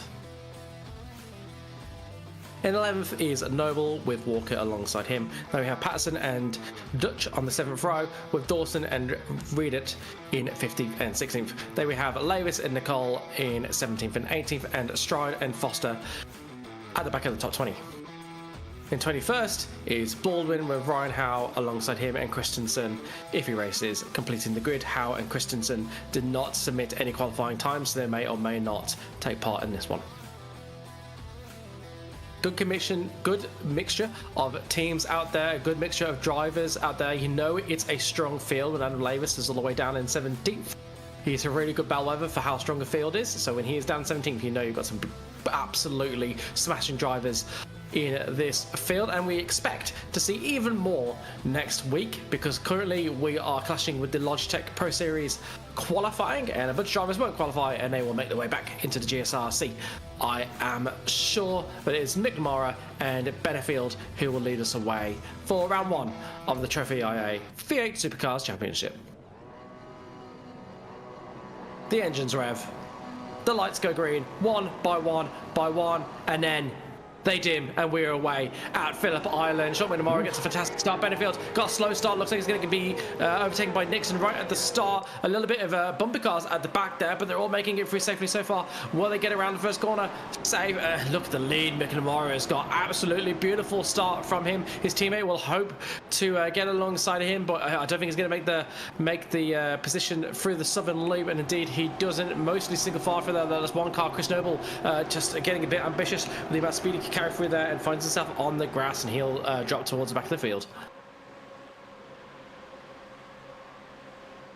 In the mid-pack, everyone being really well behaved at the moment as we watch Jake Slade. He might fancy a move around the outside. Does he? No. Tucks back in behind Dylan Walker, and in fact he's going to be under attack from the Vermilion Motorsport delivered car of Oliver Patterson there. This is Aiden Cale, who made such a splash in the truck series earlier on tonight, making hella moves around the outside on fresher tyres before unfortunately needing to pit just before the end of the race and costing himself what likely would have been a podium position or perhaps even a victory, given we had a one-lap dash to the line in the end. Not brave enough to make a move there, and you can see the marbles that have carried over for qualifying on the outside. Going to be really treacherous if you do find yourself out there. You're going to have to scrub off so much speed to make it around the corner. So if you can get to the inside, you're guaranteed the position, because the car on the outside will not be able to fight you through there. Something interesting is Sean McNamara is already at a 1 second gap to his teammate. I'm curious if it's pure speed, or is Daniel playing Fuel games? You know, is he just pulling back and being like, well, you go out and you try and stretch out as much of a lead as you can, and we'll see how we can resolve it later on. But anyway, interesting to watch. We saw Buchanan here, Walker managing to get past, gain a position. Again, very well behaved from everybody here. I don't see any incident alerts, so again, we're going to see. I feel like we might be about to see a move from Slade on Buchanan. This is Sam Stride. He's got his teammate Chris Noble ahead of him. Both of them, Chris Noble in particular. Oh, there's contact. Will Buchanan there with, I think, Owen Coleman. We'll have to see how that started. I imagine it's just car on the inside. Carries too much speed. Ooh. And I think they just about avoid a spinning trucker there. They did. Everyone gets through, and I don't think he put any debris onto the track, thankfully. So let's have a look what happened here with Joe. Marbles. Just goes too deep. Yeah. Gets on the marbles, tries to get on the front a little bit too early. Manages to notice it really early and stop that becoming a much worse incident, though. And can we see what happened between the two cars that made contact? I don't have an alert for it, so what we might be able to do... Coleman? Let's see. So it would have been here. So let's see if we can see it this way. Oh, this is very far back. That's definitely not it. I believe it was Buchanan, though, who would have been making the move. Oh, just deep on the brakes. Late dive. You know what? As far as contact goes, that's pretty. That's a, you know, it's not ideal, but he didn't absolutely spear him off the track. So I feel like it just hurt both of them, which is a shame. But yeah, it wasn't as egregious as it looked live. We see Aiden Cale here. He's looking fairly aggressive behind Michael Angus, and look how tight it is behind Benefield. All of these cars just rubbing bumper to bumper, and nobody wanted to give an inch. So there's no gaps bigger than half a second from second all the way down to sixth, and then seventh place is within a second. So this is absolutely mental. But that gap out the front is the one to watch. Pointed it out earlier, and it continues to grow. It's 1.7 now. So the pace of growth has slowed a little bit, which is what you would expect after the first lap. But they're really going to need sort something out if they don't want Sean McNamara winning this race. Yeah, there's... I believe Daniel is playing a little bit of a stopgap here. I think he's fast enough to make sure that they don't overtake him early, but he's slowing them up enough so that Sean can get as big of a break at the front, which is great. Look, it's fine. Team games, as we see Aiden Cale looking down the inside and gets past Michael Angus. Great move there, up into fifth. Yeah, beautifully executed there. That's how you make a maneuver in the first corner at Phillip Island. If you are watching and you're wondering what that might look like, that was absolutely textbook. I do wonder if it might not be deliberate though. McNamara was incredibly fast in qualifying, and I do wonder if Benefield is just maybe lacking a 10th, putting a spectacular lap in qualifying, just not able to keep up in the race. A lot of that gap was the first lap as well. Remember, it was a second, so it's only been what a third of a second since then. Which isn't as bad, particularly as they might be doing different amount of fuel saving, and that is Buchanan going deep again into the hairpin and losing 4 positions as a consequence. Yeah, so if there was a word of advice to Buchanan, I'd say you might want to play with your brake bias, because it doesn't seem to be working for you. It seems to be just going way too deep into those corners, so unfortunately he drops down all the way to 14th, so that works out for Alan Dawson and the cars ahead. And we've got these 2 very distinct gaps, these 2 very distinct packs, I should say. We've got Daniel Benefield all the way down at Angus. That's 2nd to 6th. And then we've got another one which goes from Coleman down to P18, which is Tim Nicol. And they're playing fair. That's the thing that I like about this. They're playing absolutely fair. Nobody's, pushing anybody off track. Nobody's being sneaky with like the bumper bumps, kind of. Yeah. Who's famous for that? SVG. SVG is famous for it. I have to say, in GSRC circles, Connor Nixon was renowned for it last season. Definitely didn't mind a bit of bump and barge. Was doing it with a teammate mostly though, so they and just others that were in the title hunt. I think there was a relatively degree of yeah, I'll accept it, but we'll only do it to sort of each other. I don't remember him doing it when pushing his way through front further back in the field, to be fair to him. Let's see, did he pull up now? Come back. Buchanan disconnects. We'll come back. Oh no, he's back. Okay. All right, so there are a couple of disconnects here happening from some of our drivers. Hopefully nothing too major there, but it does seem like he did get around the corner much better that time. Imagine it happened in real life. That would be absolutely insane. Just the car just disappears. And then it comes back up. I think the closest thing we've ever had to that was, who was it driving the Toro? Was it, the driver driving the Toro Rosso at Valencia? And the front 2 wheels just exploded. Yeah, that was insane. Oh, who was that? Yeah, I remember the incident. I can't remember who did it. Yeah, it did look like that, didn't it? It was so weird that it was both wheels as well. Like, maybe one, but like both wheels to just absolutely pop off at the same time was, yeah, utterly bizarre. Thank God he was safe after that. As we're watching on board of Aiden Kale, I wonder if he fancies turning 5th into 4th before the end of this race. I'm sure he does. He's going to have to find a way past David Kirby to do that. And David Kirby dropping it. Thank you. He'll fancy. Thank you, sir. Sebastian Wormy. Ooh, Kirby. Getting slightly sideways coming out of the horseshoe there. Oh, here's a run. No, has to get out of it for the corner. Oh, I thought he might go for it late then. I thought he might go for it late. Nah, doesn't a sensible thing. I've crashed. You have to have... Your brake calipers would have to be twice the size to be able to pull that off. These cars, look, you can feather these brakes well, but there is a very distinct limit to how you can push them. So no, I don't think he'll do anything silly like that. But for the most part, some of these elite drivers, what they tend to do is they tend to just watch the guy ahead of them, lap after lap after lap, see where it is, like are they braking early in certain spots. See, he looks down the inside there, but doesn't actually dive, knowing it's probably not going to pull the car up. But he tests the waters, right? What you want to do is, one of the methods that you can use is just get in their mirrors. Just make them think, like, oh, is he actually going to dive? Is he not? And then that way they're not paying attention as much. Maybe you can force a mistake. Run. He does. He's going to have a run into the first corner. He's absolutely... Look, there's no space between those cars, is there? There's no real space. You might get a cigarette paper between them, but nothing more than Aiden Kale goes up the inside into the first corner. It's going to be an absolutely textbook. Yeah, moves 5th and now 5th. That was absolutely beautiful there. So next on the list of victims is Colin Nixon in 3rd place, and now to get him onto the podium as we're watching Dawson going side by side with Patterson in the Vermilion livery, and Dawson in the Right Sim Racing car. And so far, Patterson winning out, but Dawson looking very, very racy here.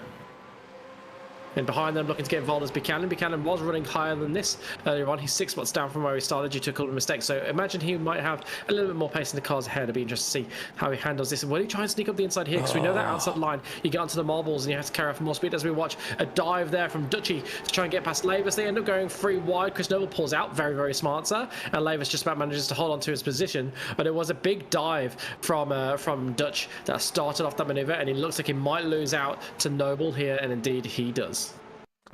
So let's just have a look at how that developed there, because what had ended up happening is Chris Noble just went a little bit too wide, had to rest up against Adam Lavis, and Dutch saw that inside line. So that's why when we cut the camera, there were 3 wide. Noble pulls out back.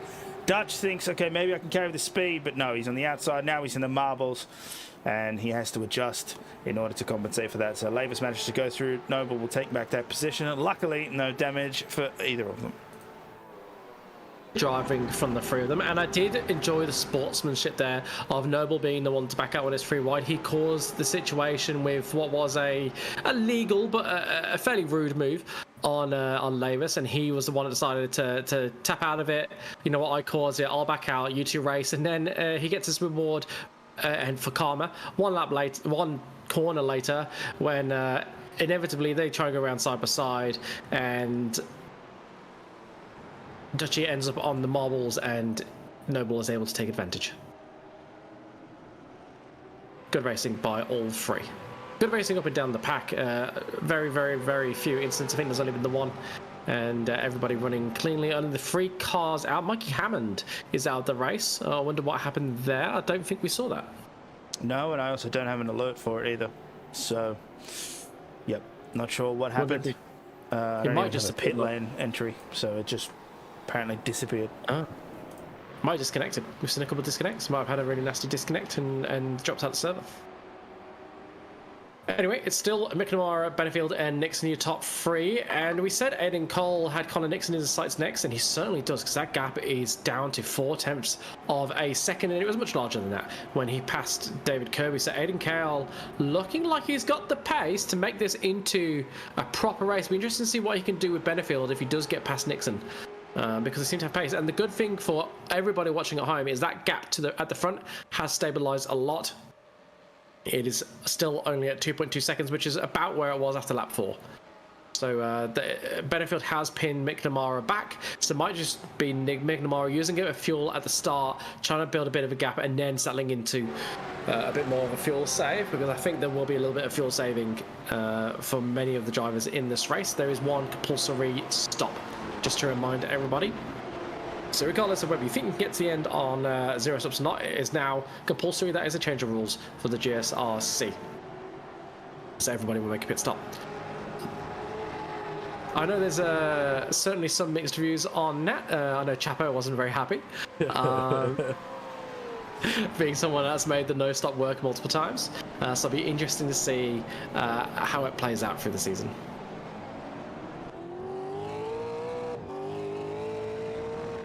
Yeah, how angry the car is. Ah. Well, it's a Chevy behind Ford, and it's not very happy about that. And all I can think of hearing that noise is the Eric Andre, where he's grabbing the fence. And he's just like, let me in! It's just him trying to push. They just look so good. And some of these guys, some of the liveries that they run, I don't think the Vermilion Esports... Vermilion Motorsports livery is one of them. It looks like that is more of a matte color. But if we go back to, say, Adam Lavis, you can see the metallic spec map that he's got there, and it just makes him pop. Beautiful, isn't it? Oh, yeah, you can also disconnect. That's cool, too. Yeah, so, yeah, you just see it, just the reflections and things like that. They just look so, so good on the track. They do. They do. I've got to say, props to the GSRC boys.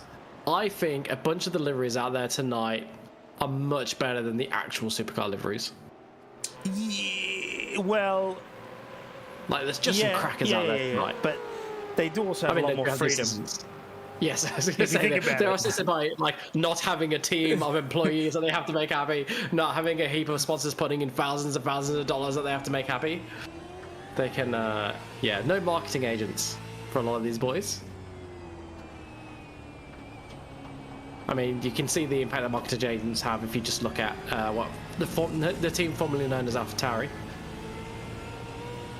See the chaos that they can cause. You know they have to call them the Racing Bulls now. Last season at the start of it, they were like, "Don't call us the Racing Bulls, we're RB." And now they're like, "No, we're the Racing Bulls." Their Visa Cash App RB or VCarb, which they've got a like I'm not a fan of nuclear weapons, but I just feel like if we have to use them again, that name should be. I understand. Look, I get it from a sponsor perspective, which is like, I'm paying you money, I need to be represented. But Visa Cash App, what? No, just come up with a better name, make it a subsidiary, and then sponsor the team with that. I have to say, I do like the take that is often heard from Scott Mitchell-Malm on the race when he calls them Team After Thought. I think it's very accurate. At least they only have one livery to design, and our sponsor is also the livery designer, so that solved the question of what do we want us to design. It just appeared in the Discord. Yeah, there you go. So it's good. And look, Tom, now I believe Tom is the Drop Bear Motorsport guys, which will mean that he's now Nixon in third is Drop Bear Motorsport, I believe. Yeah, that's right. And I have to say, I am a fan. That livery looks awesome. Your cool. Spec map design has absolutely ruined the application of the decals, but that's fine. I'll forgive it. But it looks fantastic. I think the purple with the yellow looks great. And they've also got, and I'm going to break the fourth wall a little bit here because I have to use the close chase, which is obviously not a real camera, but I like the way they've got like the little like star, like nebula design. That is cool. That's great. I love that. Cool. Do you know what the best touch is? Hmm? Only one Mustang badge. Okay, listen. That's slow, all right? That's slow. And kept getting some bulk screen time. Well, if he keeps putting on performances like he's doing, it's kind of hard not to watch, right? We obviously want to watch the close battles, and he is, right now, the closest on track. Connor Nix is doing an absolutely fantastic job keeping him behind. But yeah, Aiden just seems to put himself in those positions and gets the strategy down and makes those moves, and that's why he gets more of the time on screen.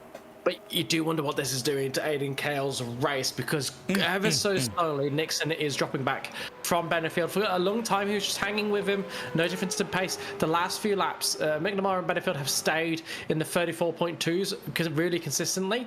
Colin Nixon's just dropped back a little bit, not on every lap, but on some laps, and but never really is he getting below the 34.2. So just gradually dropping back. He's now 1.5 seconds behind.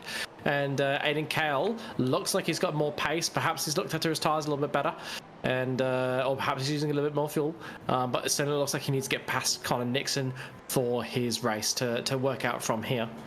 But yeah, Nixon's just driving his own race and doing a fantastic job as we come back to one of his teammates in the Drop Bear Motorsport family, Dylan Walker, trying to hold up Owen Coleman and doing a good job. And I you know what, the next gen is a little bit on the nose in the V8 Supercars, but I also like just the white livery. There's something classy about a lot of white livery with good accents, which that car has, and with the black bonnet. That's also I also touch. Just noticed the team name. Fairly average race team. I like it. Yeah. Yeah. Yes, absolutely excellent. I'll let everybody else put together what that spells as an acronym. I do have a chat with some of my friends. It's called the Australian National Advocates for Lego, and I'll let you figure out what that. I like it. Can't repeat it, spells. But I like it. No, that's why I did not repeat it either. Right, so McNamara still leads from Benefield, making it a 9.5 SimSports 1-2. Then we have Colin Nixon in third, Aiden Cale in fourth. Then it's Kirby, Angus, and Walker in fifth, sixth, and seventh. The first real big gap is that gap from Angus to Walker. So you'd say the top six are the only ones with even a sniff of victory at the moment. Angus is 8.3 seconds ahead of Walker. So that's the first big split in the field. And then from him down, you're down to Adam Lavis, who's 3.6 behind Noble. He might be able to close it up. The big unassailable gap there is in 15th for Joe Baldwin. He's 13, almost 14 seconds behind Dutchy. So it's going to be hard to get for him to make those numbers up. And everyone behind him has got large gaps. But interestingly, Slade, Raider, Nickel, and Stride have all pitted. And I have not paid enough attention to know what the pit stop delta is. So I'd be interested to see where they all pop out once the field is cleansed. But we are evidently getting into the pit window as we just tick over the halfway mark of the race. So they will definitely be able to get to the end if they were to pit now. I believe it's set up so that the cars do not have a fuel limit, but they have a setup with a certain amount of fuel in it at the start. So I believe it's set up so that you could pit on any lap and make it to the end, because you can put in as much fuel as you want and fill up the entire tank if you want to. But you will start with not enough fuel to make it to the end, is I believe how they have set it up. So it'd be interesting to see how that plays out as Dawson and Noble both come into the pits on this lap. So they're trying to split the race into 2 even halves as we watch Oliver Patterson trying to put the moves on Buchanan. And I mean that in the racing sense, not the flirty sense. Yeah, Buchanan got a run down on that straight line, on the main straight, so he's moved himself up in a P9. And again, just to touch on what Tom was saying in the chat there, so was very happy how his design turned out, and it's obvious why he and also Riot Sim Racing go to iLiveries for them. Now, I have to admit, the Riot team, the Riot Sim Racing team, their livery is right up there. It's very aggressive. I love it. It's like that. So you get the white there. Beautiful. So yeah, it's a very, very nice livery. Do you know what it reminds me of? Art Attack. Oh, did you ever watch Art Attack? Yes. No, that's fair. Art Attack vibes. Yep, that's fair. Jeez, that's a blast. Who was the guy? Who was the presenter? I can't remember the presenter. But I remember his voice. But actually, all right. Speaking of nostalgia, and I'm just gonna put this out here. The other day, I don't use social media much. Not a big fan, but Instagram is funny because reels. And someone put a reel the other day of a show called Silver Sun, and that had been buried so incredibly deep in my memory banks that I never thought I'd ever think about it again. But it ruined is the wrong word. It changed my entire week, because then I was like, oh my god, I totally forgot that was a show. Then I tried to go look up episodes. Then I tried to be like, how long ago was it? And I hate it how sometimes that happens. Someone brings up something and it just unlocks a deep-seated memory, and your entire life changes from that point. Whoa! It's Oliver Patterson, catches the slide. Well done, sir. That's not the fastest way around that corner, though. Yeah, but it is the most stylish. It is the most stylish. As Lewis and Foster become the next to pit in, slowly but surely, the entirety of the field is getting into pit lane. But yes, when something like that happens, like, you'll have completely forgotten it, you've forgotten it to show, it does not register in your brain, and then you see one thing, and all of a sudden you can remember, like, the plot lines of 10 different episodes. Mm-hmm. Right? It's just amazing how, like, your brain, like, it's like a trigger, and it's a switch, and you're like, oh yeah, I remember that. Like, I hadn't thought about, like, Sooty and Sweep in years, and then I can't remember where, but I saw something with Sooty and Sweep, and all of a sudden I was like, oh yeah, I remember, like, a bunch of different episodes, and I watched that for so much in my childhood, but before then I'd completely forgotten it existed. Anyway, back to the racing. We've got Dawson and Reddit here in 14th and 15th, but to round off our livery talk, the one reason I would join a sim racing team, because I don't race enough for it to be worthwhile, I don't really care about the assistance and stuff. It would be just that I don't have to pick a livery because it's provided for me. That would be the main reason I would join a team. As we watch here, a Fishing Motorsport livery. I do enjoy when teams do this, when they have the same livery but they run it with different colours. Makes our job a lot easier, but that's very much a Fishing Motorsport livery. You can tell because of the giant fish on it. And then just touch on that too, right?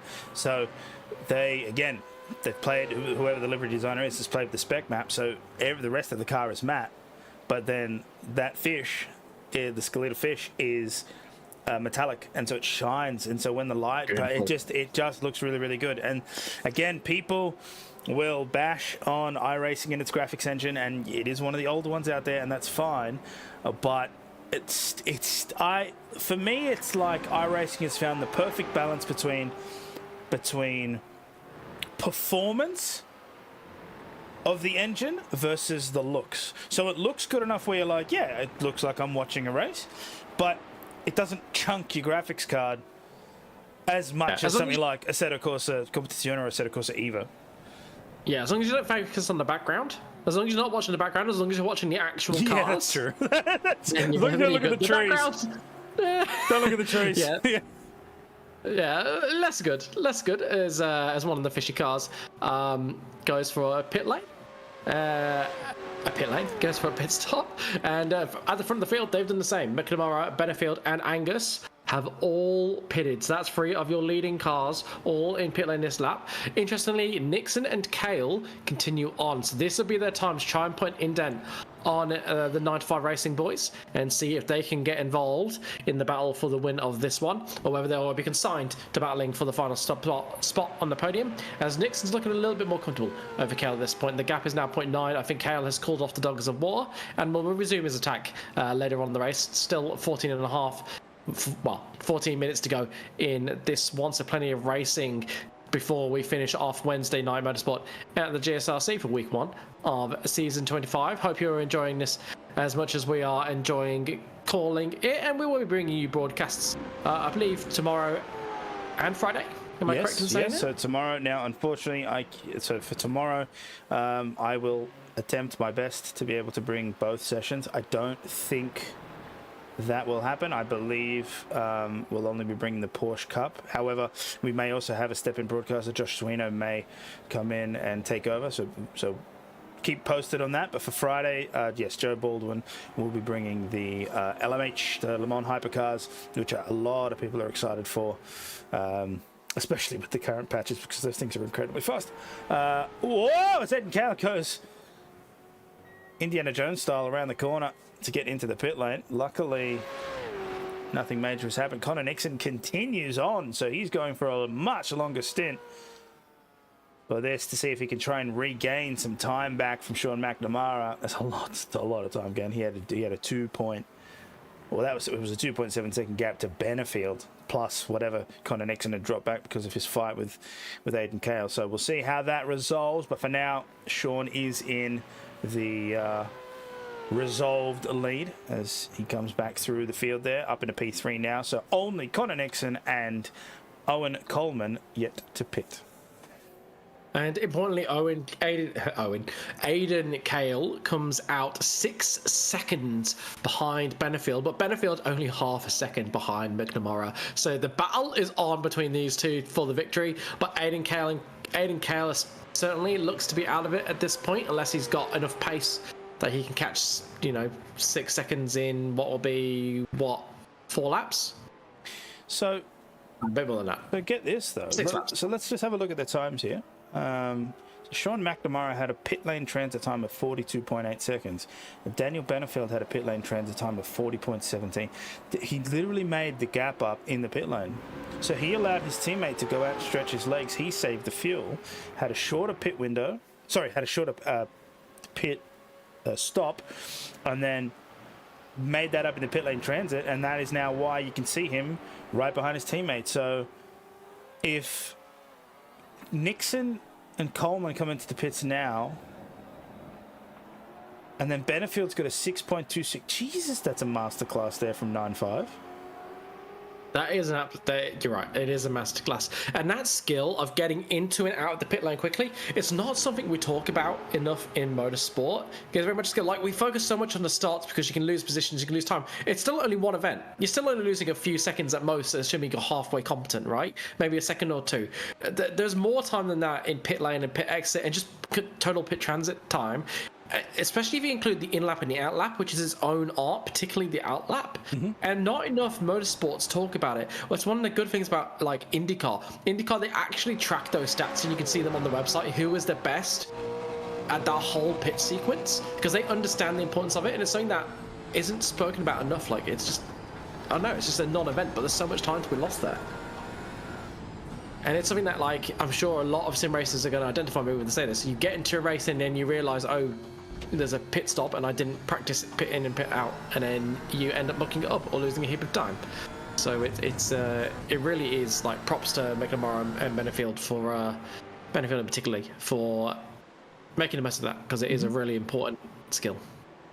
So Dylan Walker tried to make the overtake on Noble. They're coming out from the start-finish line. Unfortunately, couldn't make it stick. Again, marbles on the outside. The track degradation and evolution does carry on from the practice and the qualifying event. So the harder they push on those, the more that outer side of the track is going to wear.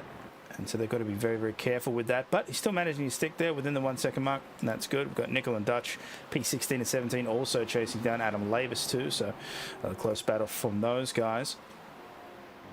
And at the front, Nixon and Coleman have now pitted, so the whole field will finally be cleansed. It will be interesting. You mentioned about the track state being carried over through practice and qualifying. There is something that can be set on the server settings, I believe, and I do wonder if with the new debris model we might see a desire to move to having the racetrack be cleaned for the race. Because typically it would be, right? Because typically you wouldn't run the race straight after qualifying. That's right. No. So, yeah, you would sweep. There would be sweepers or a clean of the track. Yeah. So I wonder if maybe that will. Yeah, because it used to be non-event, right? The debris it really didn't matter. Didn't make much of a difference at all. Now it does. Now it will impact the racing. So I do wonder whether they might change that in future. So let's just have a look at the update here. Connor Nixon comes into the pits, comes out, and Aiden Kale manages to pass him on track.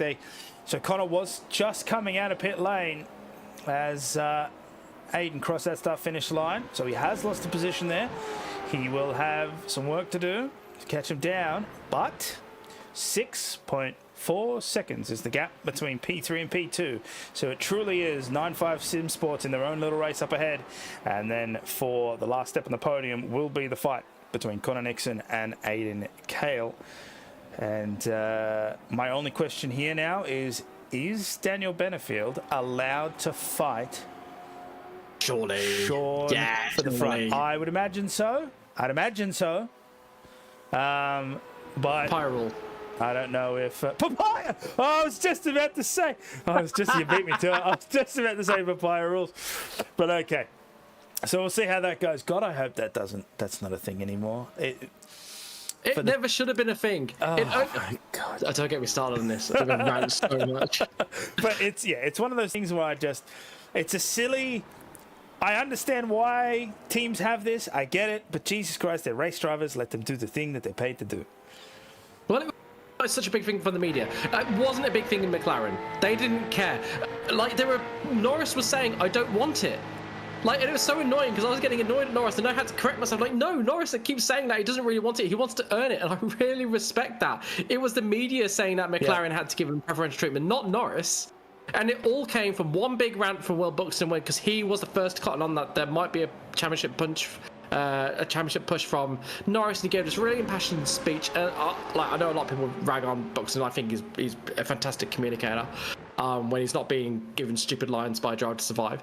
But and he gave this impassioned speech, and then everybody ran with it so much and turned it into this big talking point. It never should have been a talking point because Norris was never in the title fight properly. He was in a position where he might get into it, but he was never there. Anyway, rant over. I've said my piece. Aiden Kale chasing down Connor Nixon. Yeah. So Connor Nixon's got past Kale. He did a really good job there. Shot out. Looks like Aiden also. I'm not 100% sure what happened there, but he kind of as he just regains himself through the corner. He did let off a little bit, so he did kind of give the position back. I don't know if maybe he's just trying to resettle himself and maybe go for an attack later on. Time will tell.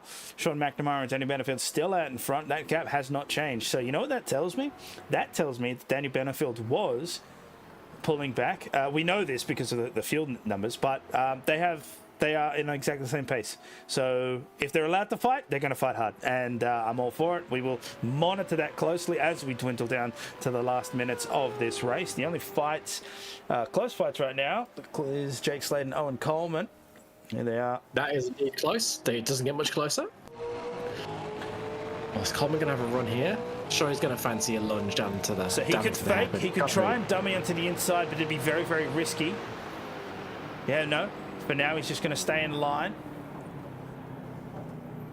See, but I wonder there, because you can use the marbles to your advantage, right? You only need to get the slightest bit alongside, just enough that the car on the outside can't turn, and they're going onto the marbles, and they have to screw off so much speed that you'll make the rest of the position. Right? So you don't need to go absolutely gung-ho, you just need to be the slightest bit alongside. And I think you get the spot. I might be wrong though. I haven't driven these cars in the Fanga to be commentating like that.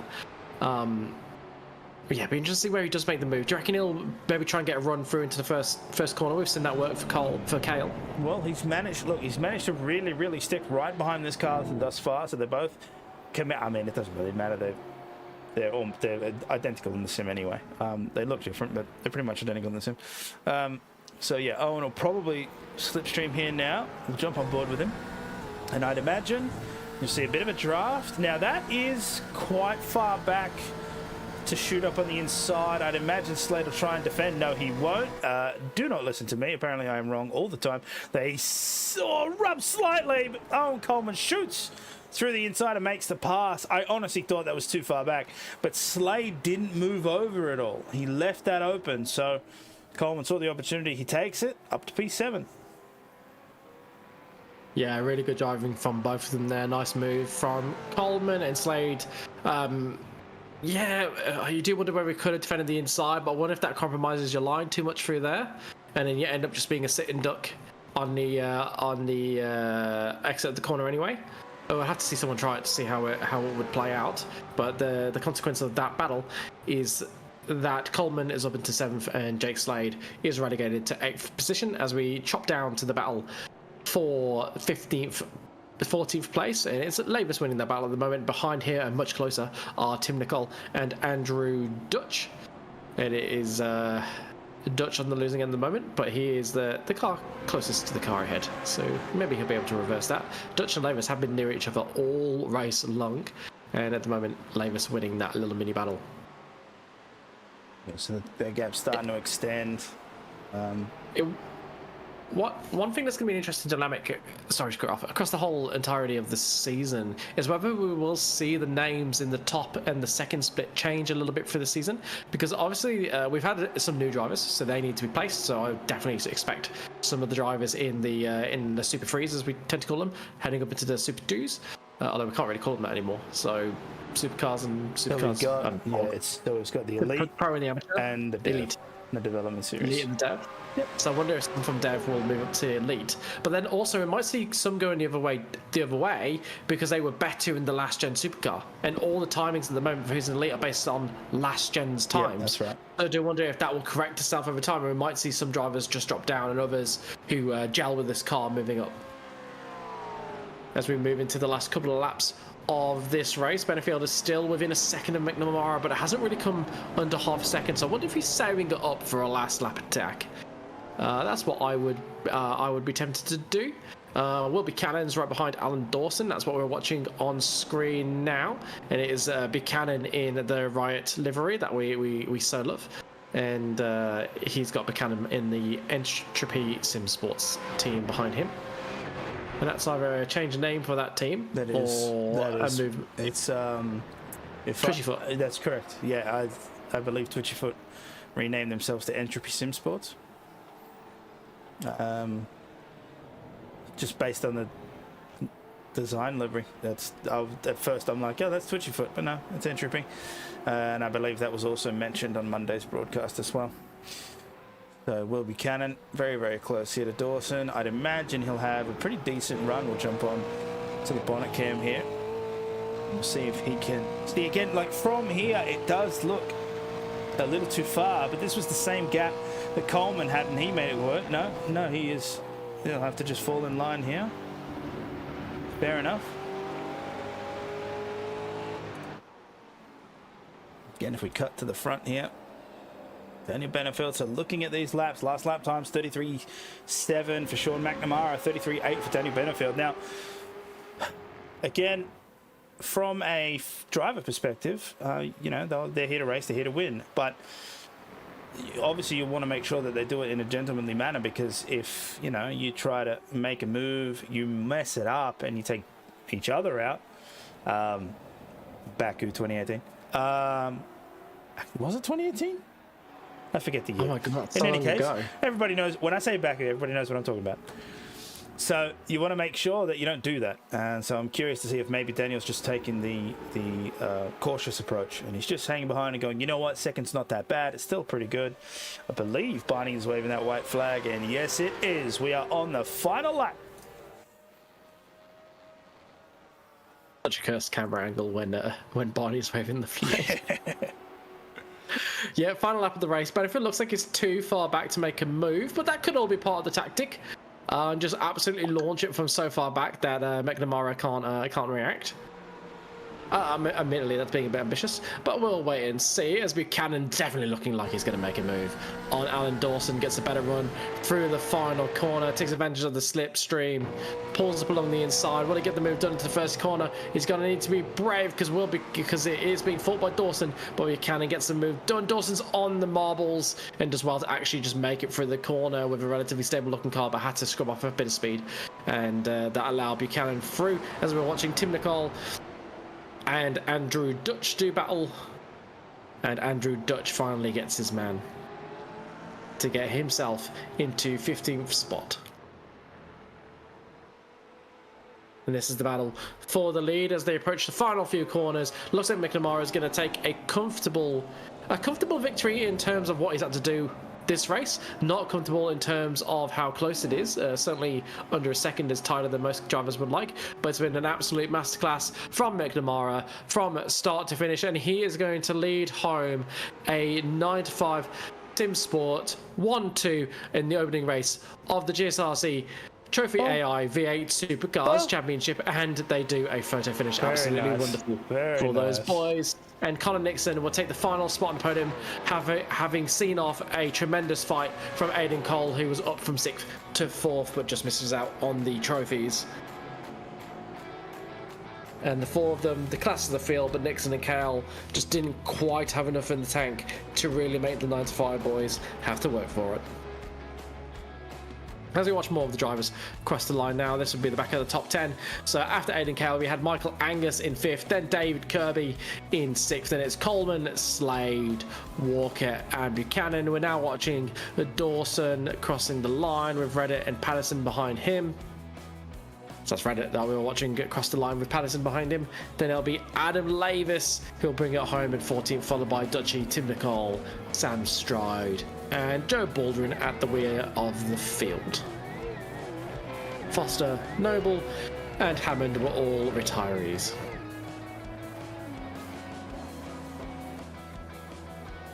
We completely missed Noble retiring, I believe, with only 4 laps to go. Yeah. Wonder what happened there. So we were watching all of those, so see if we can go back and have a look. So here's Chris Noble. That is, just so we're clear, that and Joe Baldwin's little are the only 2 crashes that were logged. And that is so minor. That's So, yeah, just a Chris small Noble misjudgment there. He goes off the track and parks. So yeah, I'm not exactly sure what happened there, but those are the only 2 that got registered. Ooh, wow, Man, that's beautiful. actually impressive. That's really impressive.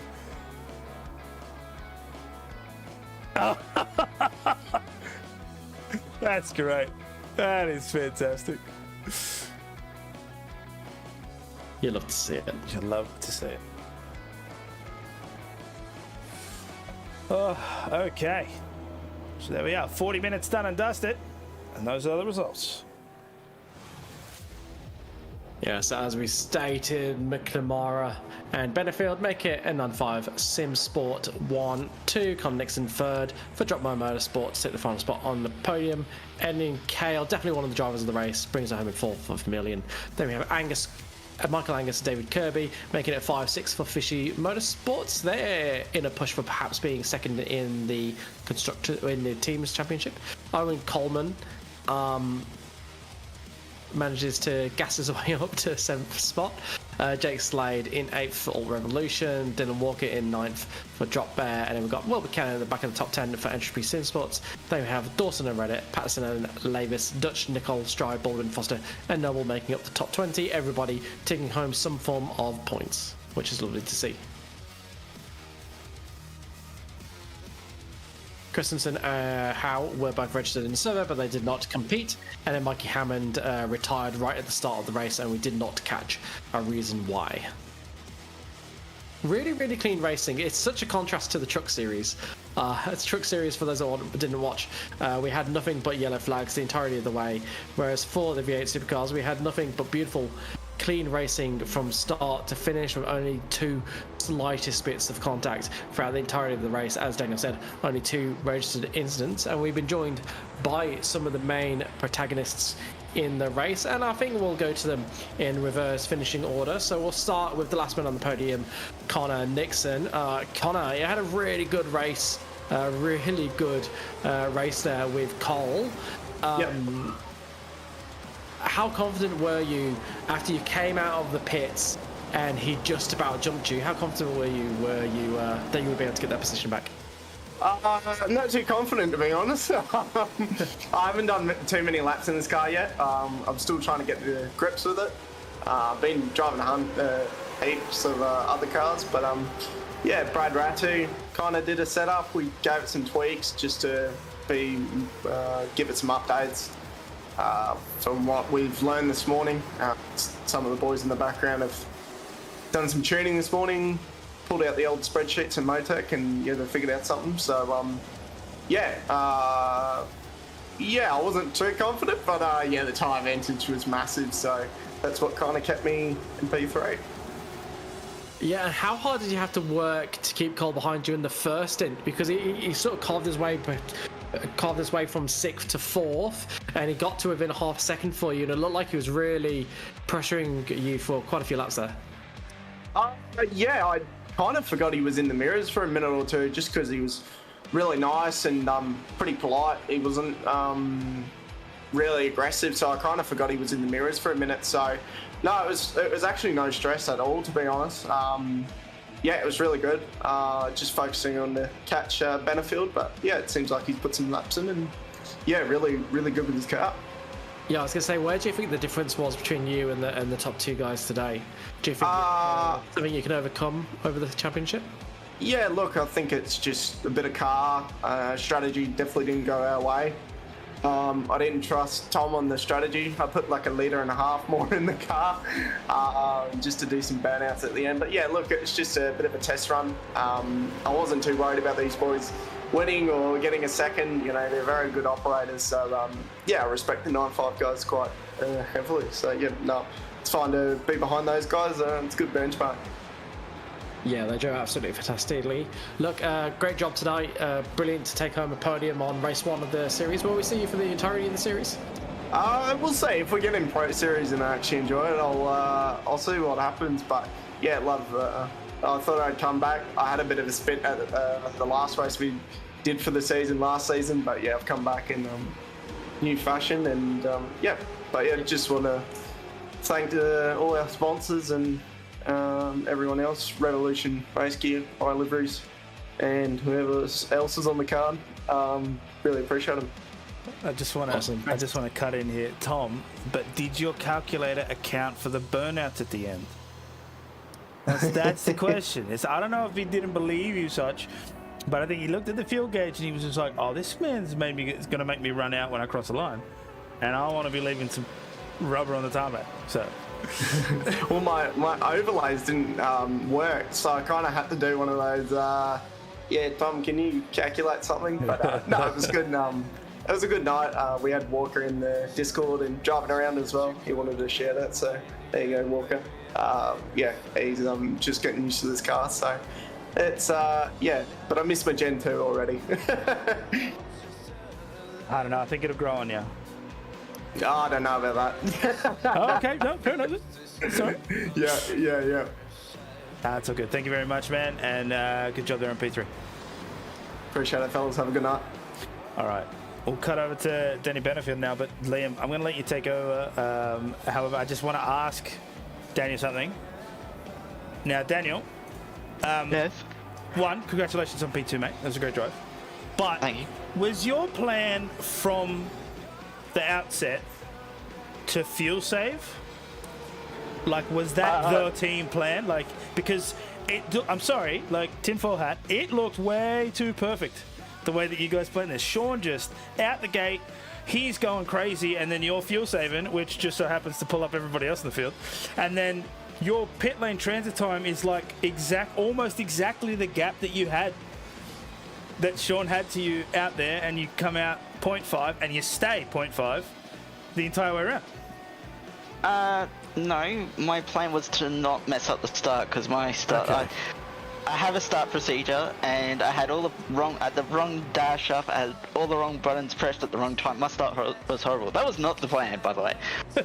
No, I noticed I noticed in when we had the official series here as well, back in week 2, I want to say. I think it's the way I save the tire means that I use less fuel than everyone else, because the same thing was happening in the officials when we were racing them in week 2. Was I would have a shorter stop than not everyone but a lot of people, not because I was fuel saving, just because of how I was driving would save more fuel than like how you would normally drive. So it was more just, I think it's just normal how I drive the car around here, to be honest.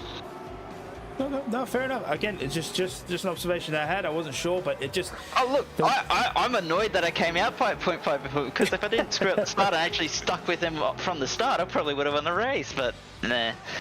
Yeah, it was a question that was floating. It was a question that was floating between me and Liam. It was is there a team game here? Is it like a team thing where like, okay, well, Dan's going to stay back and he's not going to challenge for a fight and whatever. And we were hoping that, you know, it's like, oh, maybe he's just saving and then right at the end he'll pounce, however it may be. But yeah, I just had to ask because the way that the race started and Sean just leaves, and I'm like, that the gap wasn't that big in qualifying, so it didn't make sense. But the way that you've explained it, it just lines up well. So that's great. And again, congratulations on your P2, and I'll hand it back to Liam. Thank you. The other thing was, obviously, in the second stint as well, I did have the benefit of actually being in the draft. Well, I lost the draft pretty much immediately at the start, so probably made it a little bit easier to stick with Sean as well. Yeah, excellent. In the second stint, just looking back at it, is there any point at which you thought that you might be able to make a move and then backed out, that you're thinking, oh, could I do it, or was there never really an opportunity that presented itself? I was never really close enough. Naturally, being the team game, it's like fight, but don't hit each other, and I was never close enough to have a high percentage move, and it wasn't worth throwing a low percentage move. I was never really close enough, because I kind of just sat kind of that 5 to 7 tenths gap. I was never in that 2 to 3 tenths gap that you can kind of have a lunge from. So yeah, it was always going to be, the move was only going to happen if it was going to be a high percentage move, and I was just never close enough. Yeah, that sounds like that's the smart move for sure. All you need to do now is just win the remaining 9 races and then you'll be champion. Well, we'll see. I'm in a similar boat to Connor, whereas it depends on what happens with Pro Series in reality, where we end up in pre-qual. If we qualify through pre-qual into the qualifying stage, then how we go in the qualifying stage, and then from there. Well, excellent. Well, as much as it sucked to lose you, best of luck for that. It's a big series, that one, so hopefully you're able to get in and make some waves. Thanks, guys. I'll leave the sponsor shout-outs to Sean because he's the team boss, so he can do it. All right, over to the team boss and the victor from tonight's race. Sean, it was a really strange race for you because you never had a huge lead, like 2 seconds in the first. Yeah, it's comfortable, but not hugely so. Half a second to second in the second stint. But yeah, it was such a comfortable drive. How did it feel in the cockpit? Yeah, just I think you summed it up there perfect. I mean, first stint was really just underdriving it, looking after the tyre. I was able to break that toe and sort of just marginally eke it out, just staying consistent with laps. And second stint, I overfueled the second stint, so that sort of brought Dan a little bit closer. I was probably a little bit tentative in the pit lane, but second stint just didn't turn the tyre on as well. So I was a little bit disappointed with the run in the second stint there. But yeah, look, it was just, I think you summed up, it was a pretty comfy drive. Didn't push it, didn't lock anything up, didn't make any mistakes, just wanted to have a nice, clean, easy race. So it was good, setup was nice, and could just drive it comfortably. Yeah, it was professional. I think the perfect way to describe it, a very professional race. I don't think you got any screen time, which is what you want to do when you're first. Were you surprised at all by the pace that the two of you had in hand over the rest of the grid? particularly given qualifying was so close?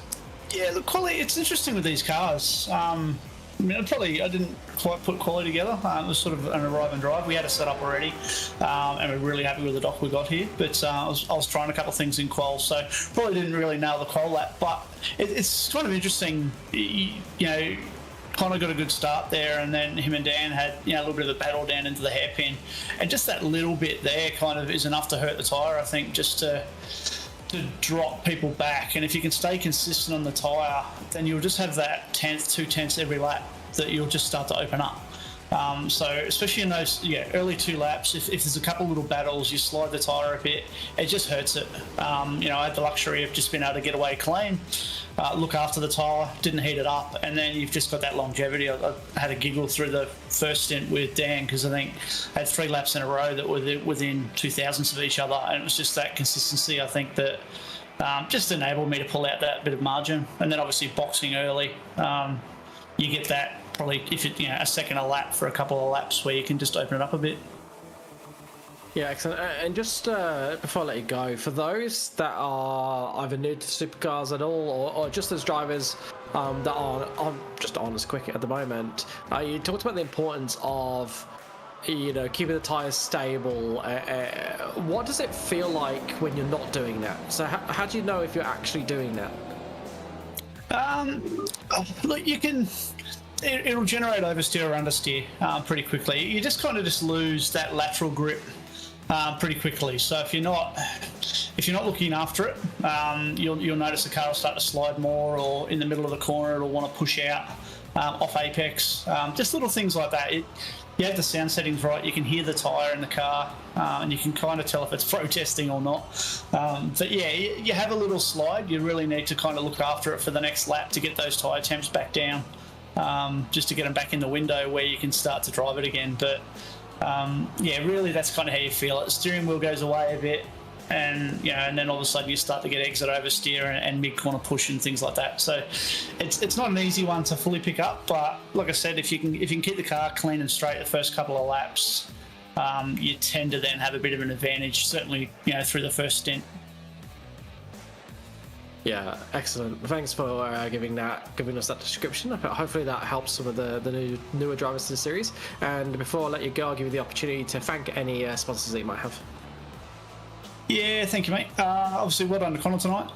Good to see him with drop bear and doing well. So that's awesome. But yeah, thanks to our guys, Racecraft, RSW Graphics, Track School, Track Days, Racing Years, and Prestige Cinematography, all the GCR crew and you guys, and thanks for bumping me up into Elite. I thought I was going to have to do a week in Dev, but thanks to the admin team for bumping me up. But it was a good race and enjoyed it. And well done to Dan as well and all the 9.5 boys.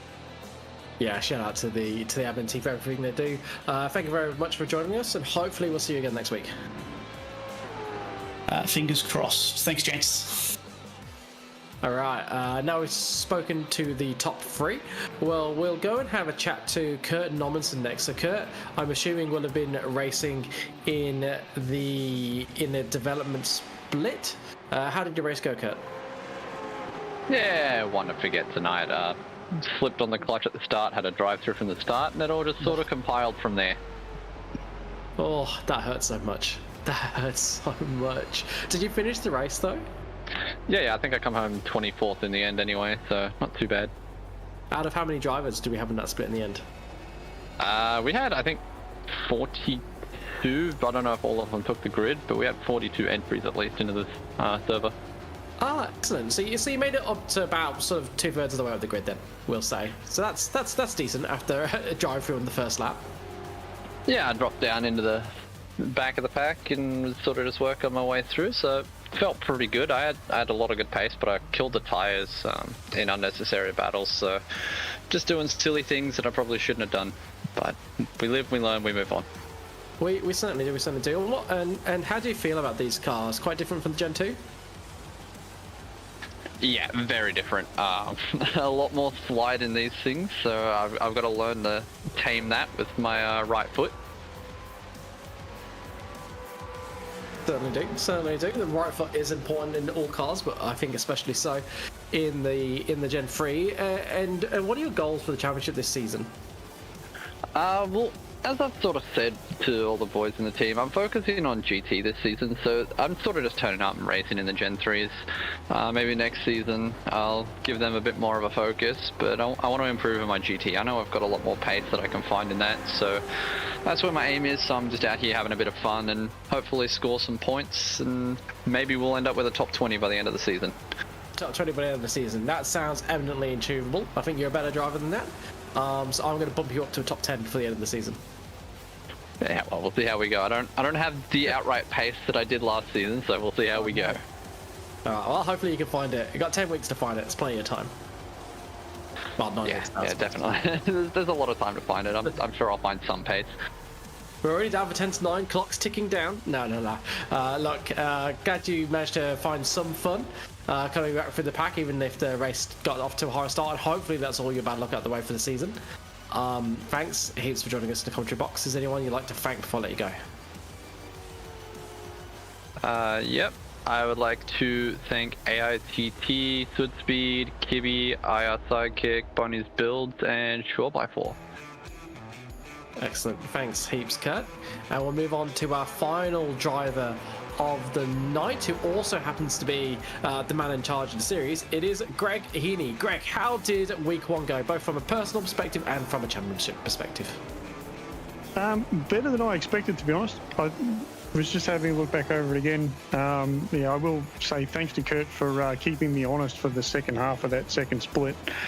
I think at one point he engaged sniff mode and gave me a little bit of a bump through the southern loop. So just a little bit of a nudge, just to let me know he was there. And yeah, no, to be honest, I was actually driving better than I was expecting I would be.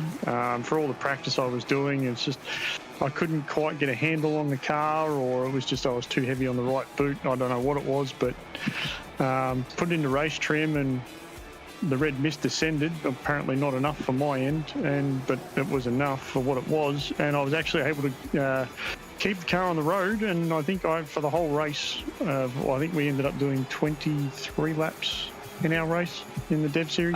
25. 25? Yeah, so much I was paying attention to lap count. I only had one incident point, which is just dropping a wheel off and dropping one tyre in the dirt, and I'm like, God damn. But it's like I wasn't even trying for a 0 incident point race, and I dropped the wheel at the southern loop, and it's just like, okay, now just try not to get any more. And but yeah, also thanks to Martin Pedersen, Joe De La Rosa, those guys were also around me for a good chunk of the race as well. And yeah, we're all keeping each other very much honest. There were a few incidents here and there, probably a few more spot fires than what you may have had in the Pro Series, but or the Elite Series. But no, all in all, it was a good opening night, and happy with the turnout. So I reckon you'll probably see a grid probably about another third the size in the Elite Series for next week, once Ads goes through and does the reshuffle, because there was certainly some fast guys in our one. Yeah, excellent. We mentioned that in the broadcast. It's going to be interesting to see how the who ends up in what split, because we might see some going the other way as well, with drivers that are just struggling to get a handle on the Gen 3s that had a bit more of a affinity for the Gen 2s. So I think it'll be 2, 3, 4 races before we sort of get to our final packs for the 2 splits. So yeah, I'd say you're probably about right there, Liam. Yeah, it'll be an interesting one to watch. I have to say, your comments about the clean race, I cannot relate. I cannot relate at all. I think we'll know hell is frozen over if I ever get close to having a 0x race. There is far too much chaos at the wheel. Oh, I don't think I've had one yet, but I've gotten, like, one is the closest I've gotten. So shall we start a race? Which of us can get a 0x race first? Oh, we'll see what happens. Right. Where are we next week? I can't remember. I don't think it's Detroit next week. Sorry, are we talking about the V8s? Yeah, I can't remember. Even though I did the thing, I can't remember where I put us next week. So Brent's GP, 40 minutes. Brands. Looking forward to it. That'd be great, actually. That will be spectacular, but you're not getting a 0x around Brands. I don't know. We'll find out. It probably depends I'll give it on a how. damn good shot. We'll give it a go. It probably just depends on how hard I send it through turn 1. Oh, turn 1 at Brands Hatch. What a corner. Especially when What you're a like quarter. when you're coming off a really fast lap, and you just line up the braking zone up the top, and then you swing it in, and you hit the throttle, and it's enough to drift you out just to hit the ripple strip. Oh, it feels what so a good. So good. Yeah, well, I made sure it's not raining for Brand, so I'm not scaring everybody off in the first couple of weeks. It's one of So those I did things- advise to ensure that they check the forecast closer to the day. Yeah, good advice. Good advice. It's one of those corners that feels so beautiful when you get it right, and as soon as you're a moment wrong, it feels utterly disgusting. Yeah, because that wall comes up very quickly. Yeah, that's gonna be fun. I have to say, I think you put together an absolutely ripping calendar there. So, congratulations on your circuit choices, sir. And hopefully we'll talk to you again in the commentary box after next week's race. No worries. And thanks, guys, for putting on the broadcast. Anytime, buddy. So with our yarns had and drivers need to socialise all sated, I think we'll say goodbye to everybody for now. Thank you very much to those that have been watching, especially if you watched the truck series before this. We hope you've had a fantastic evening. If you're racing, we hope it went your way. And the only reason we're able to bring you these racing is because of the fantastic sponsors that are scrolling along at the bottom of your screen. We've of course got merch at TGSRC, Flash Graphics, longtime sponsor of the club, JJZ Constructions, who are supporting the Lotus 79 series. We've got Orbic, who are sponsoring the truck series. We've got Bowens, who I think are sponsoring Friday night, or at least they did last season. Porsche Cup. Porsche Cup, Thank you very much. Trophi.AI, who are sponsoring the V8 Supercars that you are watching tonight. Spray and non-alcoholic cider and Waste Options. So thank you very much to our sponsors. Thank you very much to you for watching. Thank you, Daniel, for doing the production tonight and helping out in the commentary booth. Until we see you next time, good night.